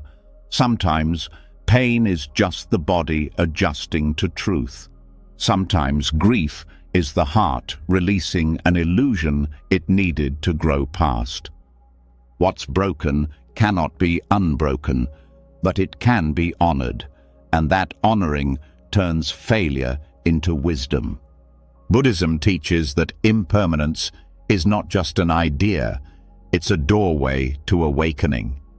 When something we love falls apart, it's not the loss that transforms us, it's what we see in the space that follows. And often what we see is our own clinging to how it should have been, to who we thought we were, to what we thought we needed to be whole. But the moment the clinging breaks, we fall, not down, but inward. And that's where the real journey begins. The journey into what remains when there's nothing left to prove. Into the self that doesn't need repair. Into the breath that was always enough. Failure, seen clearly, is not the opposite of progress. It is the removal of illusion, a sacred undoing. And within that undoing, something real can finally take root. There's another Zen teaching. Barns burnt down, now I can see the moon. What's beautiful about this is its simplicity. The teacher doesn't say the barn shouldn't have burned. He doesn't say it was good or bad. He simply points to what became visible in its absence. This is the shift from asking, why did this happen, to what is now possible, from how do I fix it, to what truth does this reveal? These questions don't dismiss the loss. They honor it. They let the pieces fall where they will, and then they breathe into that space, not to rebuild the old, but to notice what never needed walls in the first place. When the ego breaks, there is grief. But there is also grace, because now the heart has space to open, the mind has space to quiet, the spirit has space to stretch. Sometimes what we fear most, embarrassment, collapse, failure, is what clears the path to something deeper, something more honest than we would have chosen on our own. In this way, setbacks become sacred, not through force, through surrender, through saying, yes, this is broken, and still, I am here. From that place, the practice isn't to rebuild the old life. It's to meet the new one with eyes that no longer need guarantees. The beauty of brokenness in Zen is that it reveals the empty nature of things. Nothing can stay as it is. Nothing should. Because it's in the change, in the falling apart, that we see clearly what doesn't change. The breath, the awareness, the quiet watcher who was there before the success and remains after the fall. This is the true self, not the one that wins, but the one that watches. And when you live from that place, even brokenness becomes a kind of liberation. Not because it feels good, but because it frees you from needing to feel good all the time. It frees you from the lie that you must always hold it together. It frees you from the false story that only whole things have value. Sometimes the crack is not the floor, it's the teaching. Sometimes the temple burns so that you stop worshipping what was never sacred to begin with. And in the ashes, something else waits. Stillness, simplicity, space, and the breath that reminds you you were never the thing that broke. You were always the awareness watching it break. And now you are the awareness witnessing what grows in its place. And once the dust of what has broken settles, once the stories fall away and only presence remains, another illusion begins to lose its hold. The belief that worry is useful, that anxiety is a kind of tool, that through mental effort, constant rehearsal, or emotional tension, we somehow steer the world away from collapse. This is the next truth that needs to be seen. Because beneath every spiral of fear, there's often a quiet conviction. If I don't worry, something worse will happen. But what if that belief is false? What if the control you think worry gives you is the very thing keeping you from peace? The mind likes control. It finds comfort in plans, systems, expectations. It feels safe when it knows what's next. But life rarely plays by those rules. Life interrupts. It surprises. It moves on its own terms.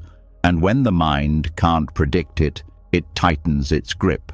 It starts spinning stories. What if this? What if that? What should I do? How do I stop this? And it mistakes this spinning for power.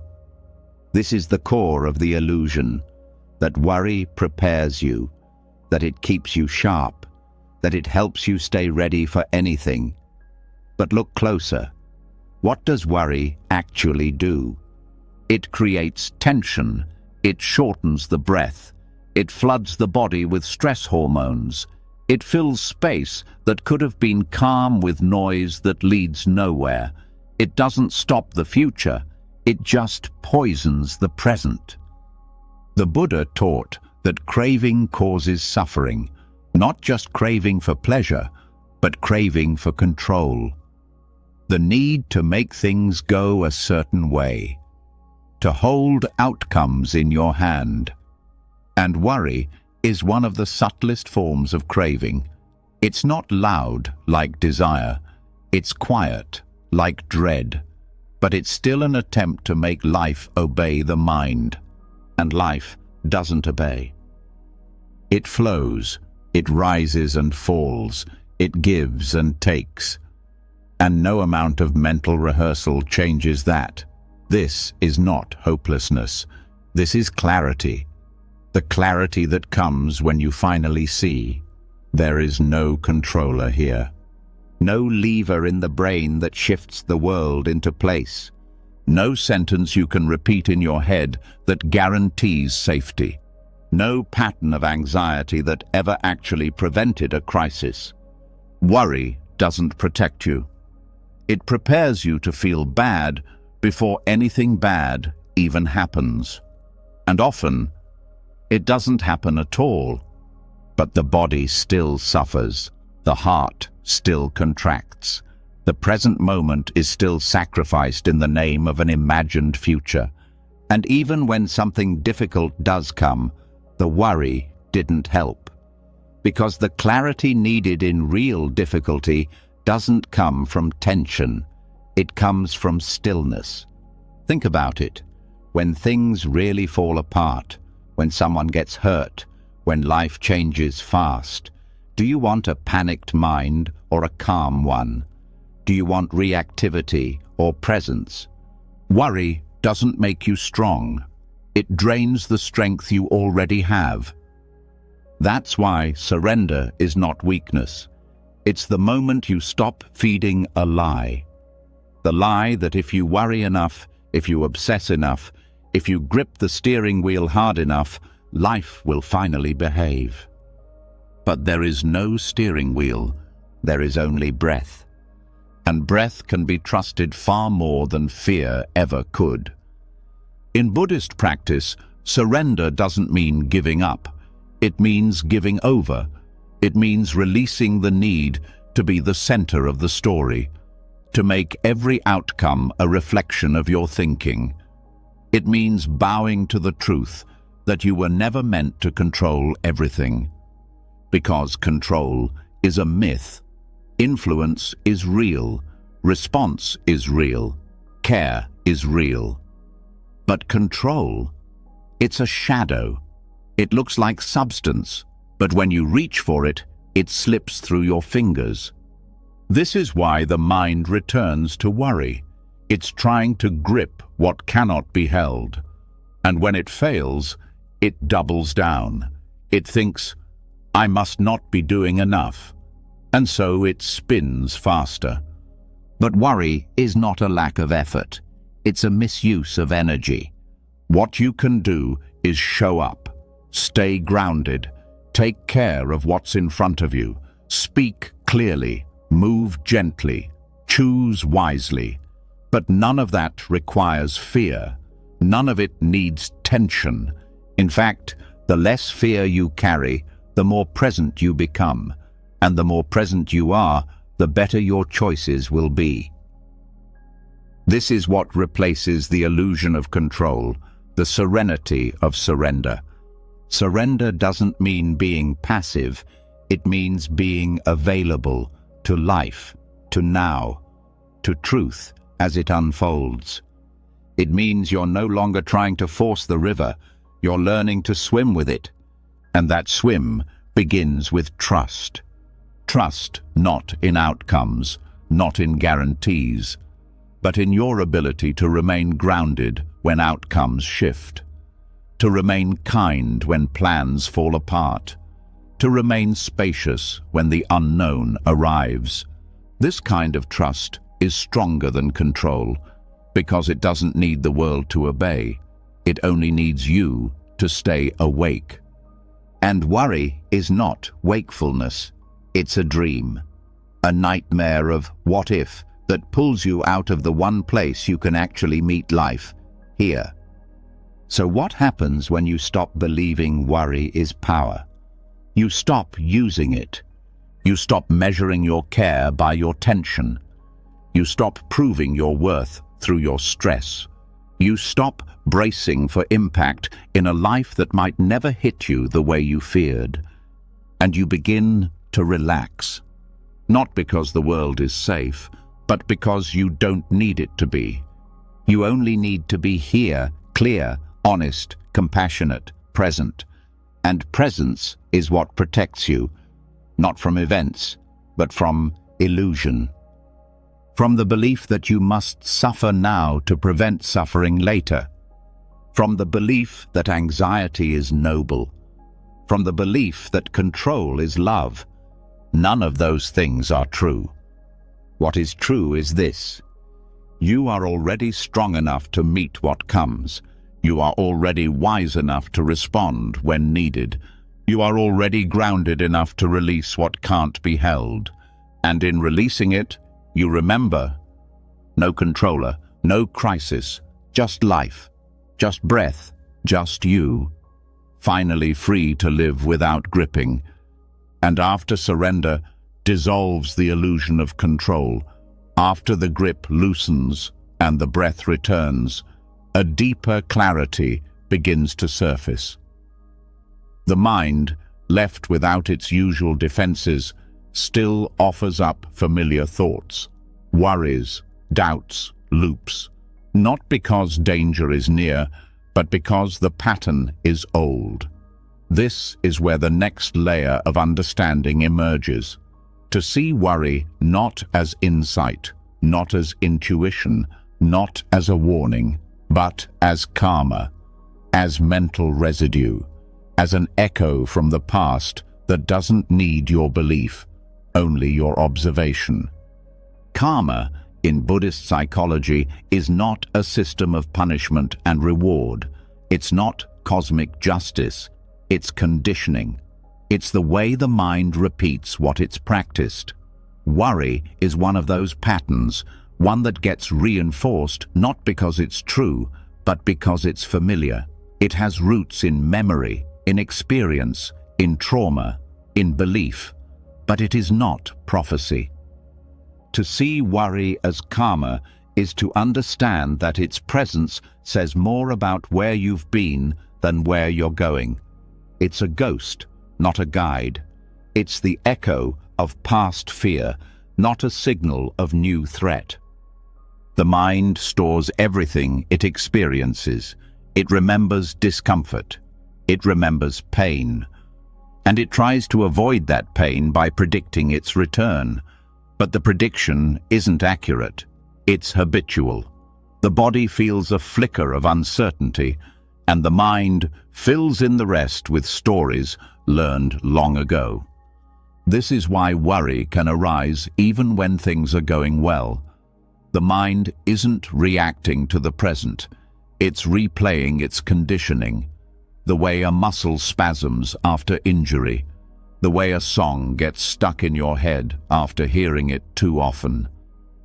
That's what karma is in this context: repetition without conscious cause. And this repetition becomes sticky when it's misinterpreted. The moment you believe worry is meaningful, you give it power. The moment you think, if I'm feeling anxious, something must be wrong, you validate the echo. You let the past write the present. But the practice here is different. It's not to reject the thought. It's not to fight it. It's to see it clearly, calmly, without grasping, without judgment, like watching a ripple fade on water. You don't believe the ripple is the ocean, you just let it pass. When worry arises, ask, is this a reflection of the moment, or is it a habit of mind? That question alone can break the trance. It returns you to the seat of the observer, to the part of you that's not caught in karma, but watching it. Because the observer is not conditioned, the observer is aware, and awareness doesn't react, it just sees. This is what makes the Buddhist view so liberating. You are not your thoughts. You are not your emotions. You are not the accumulation of old fears. You are the space in which they appear. When worry is seen this way, it begins to lose its urgency. It still arises, but you no longer need to follow it. You don't need to believe it. You recognize the voice. Ah, yes, the same script, the same tone. But it doesn't pull you under anymore. This shift is powerful. It turns fear into fuel. It turns anxiety into insight. Because now, instead of asking what the worry is trying to say, you ask what it reveals about your conditioning. You ask what karma is showing up to be released. Sometimes it's old fear from childhood. Sometimes it's a cultural story you inherited. Sometimes it's an emotional response that made sense years ago but doesn't belong anymore. Whatever it is, it's not a message, it's a mirror. And that mirror is not a curse. It's an invitation to meet yourself where you are, to hold the echoes with compassion, to break the cycle not by force, but by presence. Every time you see worry without believing it, the karma weakens. The neural pathway gets a little quieter. The body starts to trust the moment instead of fearing the next. And this trust is not naive. It's clear. It knows that danger exists, but not in every thought. It knows that fear is part of life, but not the whole of it. It knows that just because a pattern shows up doesn't mean you need to live inside it. This clarity grows with repetition. The same way worry once repeated itself into your nervous system, awareness now rewrites the rhythm. With breath, with silence, with noticing. Even the way you relate to relapse changes. The old thought comes back, and instead of spiraling, you smile. Oh, you again. And then you return to now, to body, to breath. And the cycle is broken one more time. Seeing worry as karma also deepens compassion for yourself and for others, because you begin to understand we're all acting from our conditioning. We're all carrying echoes. We're all doing the best we can with the patterns we've inherited. That understanding doesn't excuse harmful behavior, but it helps dissolve shame. It helps you meet the worried voice with tenderness instead of rejection. Worry is not the enemy. It's a message from an old part of you that didn't know another way. And now you're learning one. Not by erasing the past, but by no longer feeding it.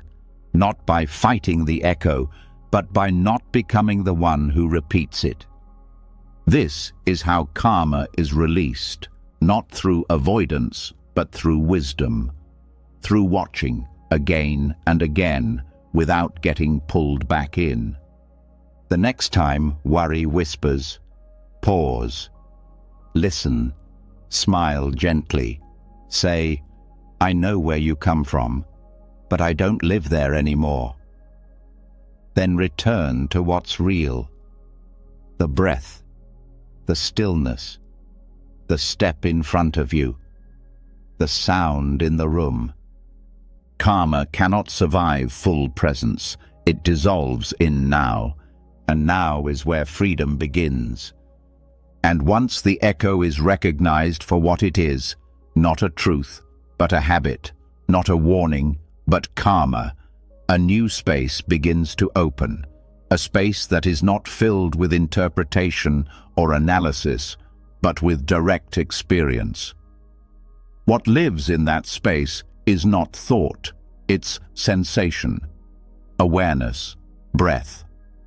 And this is where we now go, not into more understanding, but into interception, into presence that begins before the thought forms, before worry has a shape, before the mind creates the loop. This is the lesson of breath, not as something to calm down after the storm, but as the very place where the storm never starts. Most people think of breathing practice as a way to relax, to recover, to come down after a spike in emotion. And yes, the breath can do that, but it can do far more. When practiced deeply, breath becomes a gatekeeper, a protector of attention, a way to catch the shift from stillness into story before the story even begins.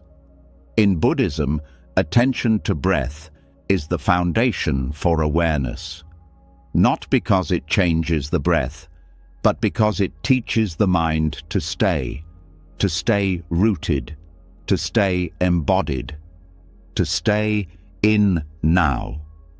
This rooting stops anxiety not by fighting it, but by never giving it a place to grow. Because anxiety is fast, it moves quickly. Thought flashes in, emotion responds, and the body reacts before we even realize it. But breath moves slower. Breath is steady. Breath is always here.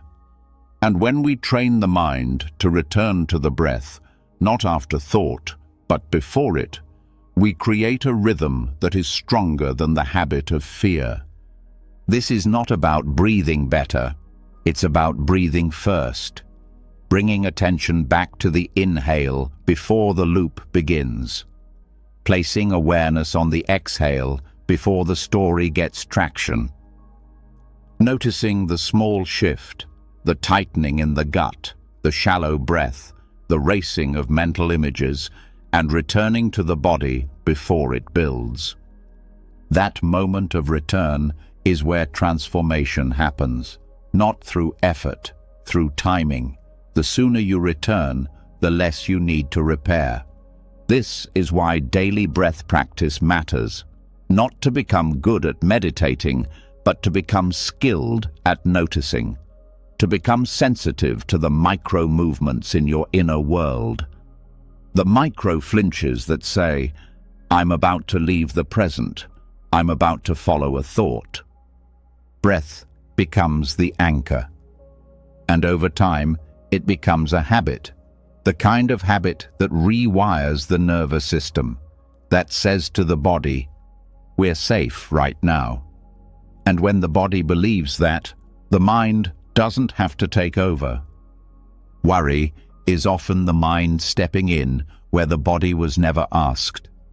The breath tells the body, "Stay with me." And when the breath is deep, the mind softens. It doesn't feel the need to jump ahead.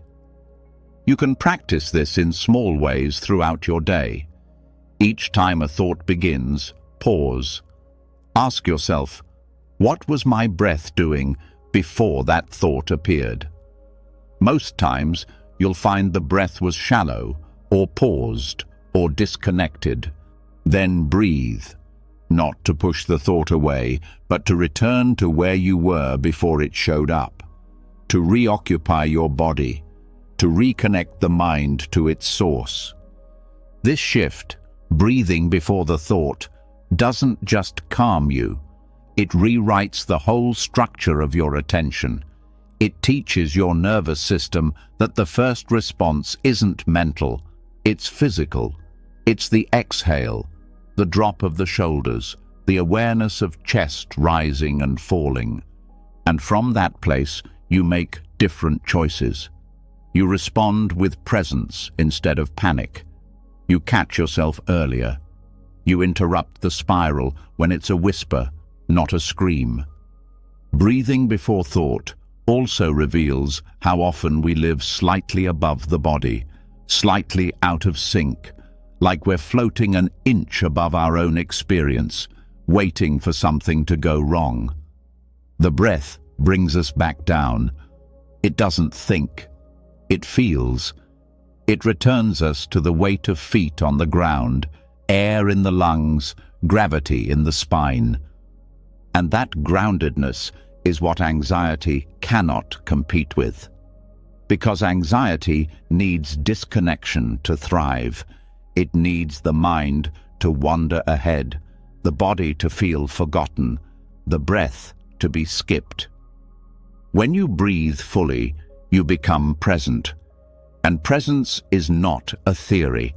It's a sensation, a temperature, a pressure, a sound, a heartbeat, a now. When you train yourself to notice the breath at the first flicker of mental tension, you start seeing how fast the loop begins and how quickly it can dissolve. One breath is often enough. One full inhale, one conscious exhale. The thought may still be there, but the urgency is gone. This doesn't mean anxiety disappears forever. It means you no longer need to follow it. You meet it earlier, you meet it softer, you meet it from the body, not from the mind. And the body is wiser than we give it credit for. The body doesn't create stories. It creates signals. Signals we can learn to read, not as threats, but as reminders to return. Return to breath. Return to here. Return to the moment before you became a mind, because that moment is always available. It's always just one breath away, and the more you live from that place, the less energy you spend recovering. The less often you need to fix what never had to fall apart. You stop living in repair. You start living in rhythm. A rhythm that begins where thought ends. A rhythm that says, presence lives in breath. Peace begins before the sentence does. So breathe now, not to calm down, to wake up, not to fix, to return. To interrupt the story before it becomes a world you have to survive, because there is no danger here. Only air, only life, only this moment, waiting to be filled with nothing but your full attention. And once the breath has returned, before the thoughts take shape, before the spiral even begins, something unexpected starts to appear. A quiet, a gap, a space so open that at first the mind doesn't trust it. A space that doesn't ask for anything, doesn't suggest what's next, doesn't fill itself with analysis, with fixing, with preparing. This space is emptiness, not the emptiness of loss, the emptiness of peace, the kind of emptiness that only appears when every habit of concern finally drops. And this next teaching is about what it means to live from there, not full of tension, but free of it, not weighed down by responsibility to feel anxious, but uplifted by the realization that worry isn't necessary, that it's not only okay to have nothing to worry about, it's awakening. In most cultures, emptiness is feared. It's seen as a problem, a void, a lack, something to fill. So we fill it with thoughts, with busyness, with distraction, with endless checking and correcting. But in Buddhist philosophy, emptiness is not something missing. It's something revealed. It's the space that remains when the noise quiets, when the self steps aside, when the craving to control, to protect, to constantly do falls away. This is what makes it a gift. Worry is the habit of trying to fill that space. It says, I must stay alert. I must stay responsible. I must keep caring or things will fall apart. But there's a misunderstanding here. Worry is not care. Worry is attachment pretending to be care. It's fear in disguise. It's the belief that by carrying concern, we carry control. And what this teaching invites is the letting go of that belief. The realization that care can exist without anxiety, that awareness can be present without tension, that deep peace is not something earned through stress, it's something uncovered through emptiness. This doesn't mean you stop showing up for life. It means you stop bringing the burden of constant mental activity with you. It means you learn to trust stillness, not as an accident, but as a way of being.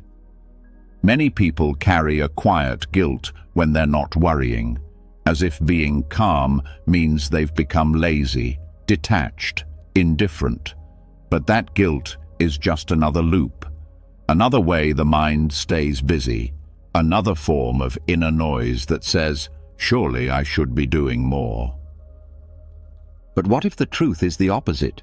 What if real strength is found in stillness? What if real clarity comes from having space around your thoughts? What if the absence of concern isn't a sign that you're missing something, but that you're finally touching something deeper? This is the radical turn, realizing that the mind does not need to be busy to be wise. That concern is not a requirement for compassion. That stillness is not disengagement. It's intimacy without interference.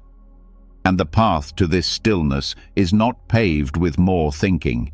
It's paved with release. One thought at a time, one habit at a time, one silent breath at a time. When you begin to trust emptiness, you begin to see how much suffering comes from filling space unnecessarily. How often we chase purpose through anxiety. How often we define our value by how worried we are. How often we use mental noise to avoid the vulnerability of being quiet. But emptiness is not numb. It's sensitive. It feels everything, but it holds nothing. It doesn't cling, it doesn't compare, it doesn't replay. It receives, and it lets go. The more you rest in this, the more you realize that the world doesn't fall apart just because you stop trying to hold it up with your mind. Life keeps moving, events unfold, emotions rise and fall, and you remain present, without commentary, without correction, without the illusion that your concern was ever holding the sky in place. This is where true peace begins, when you no longer measure safety by how much you worry, when you stop using anxiety as a compass, when you realize that not having anything to worry about is not only rare, it's sacred. Because that moment, that emptiness, is the doorway to direct experience, not the filtered version, not the story version, but the breath, the sound, the texture of being alive without needing to interpret it. That's what emptiness gives back. Unfiltered presence. Life before the lens of fear. Reality without the voiceover. And in that state, even responsibility feels different. You still act, you still care, but the energy comes from clarity, not tension, from simplicity, not stress. You're not always scanning for what might go wrong. You're resting in what is. You're not rehearsing conversations that haven't happened. You're meeting the ones that are. You're not looping old regrets. You're feeling the ground under your feet. This isn't avoidance, it's arrival. You are arriving in your life. And there's room now.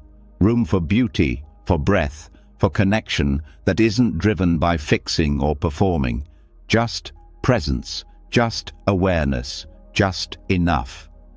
This is what makes emptiness a gift. It removes everything that was never essential. It leaves you with the truth that you are already whole, already here, already capable of living without carrying the entire world inside your head. And when worry tries to return, and it will, you meet it with silence, not as an enemy, not even as a mistake, just as a reminder that peace is not the result of solving everything. It's the result of needing nothing to solve. This is the final freedom, having nothing to prove, nothing to prepare, nothing to panic about. Not because you've figured it all out, but because you finally stopped needing to. This is the gift of emptiness, and it is safe to receive it. We end here, for now, and now, as the final breath of this journey settles in your body, something has shifted, quietly, gently, without force.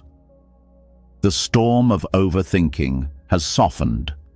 The weight of what-ifs has lifted. And for the first time in a long time, peace doesn't feel like something distant. It feels like something familiar, like home. Because tonight, you didn't just listen to Buddhist teachings, you lived them. You walked through the cloud of thought and touched the sky of awareness. You stopped rehearsing problems and let the bell of silence ring. You let go of questions that don't need answers. You sat with discomfort without flinching. You saw through old stories and false identities. You released the illusion of control.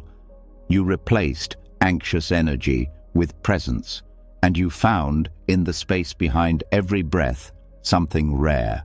The realization that you don't need to worry to be awake.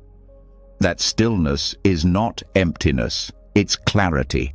That surrender is not defeat, it's freedom. So if you feel lighter now, more grounded, more whole, it's because you remembered a truth the world keeps making us forget. Peace isn't found in fixing everything. It's found in letting go of the need to fix. And if these teachings moved something in you, even the smallest shift, leave a comment below and write, "I choose peace over worry." Let that be your quiet commitment to yourself, to your life, to your mind. And if you want more teachings like this, more calm, more clarity, more truth, make sure to subscribe to the channel and hit the bell so you never miss a moment of stillness.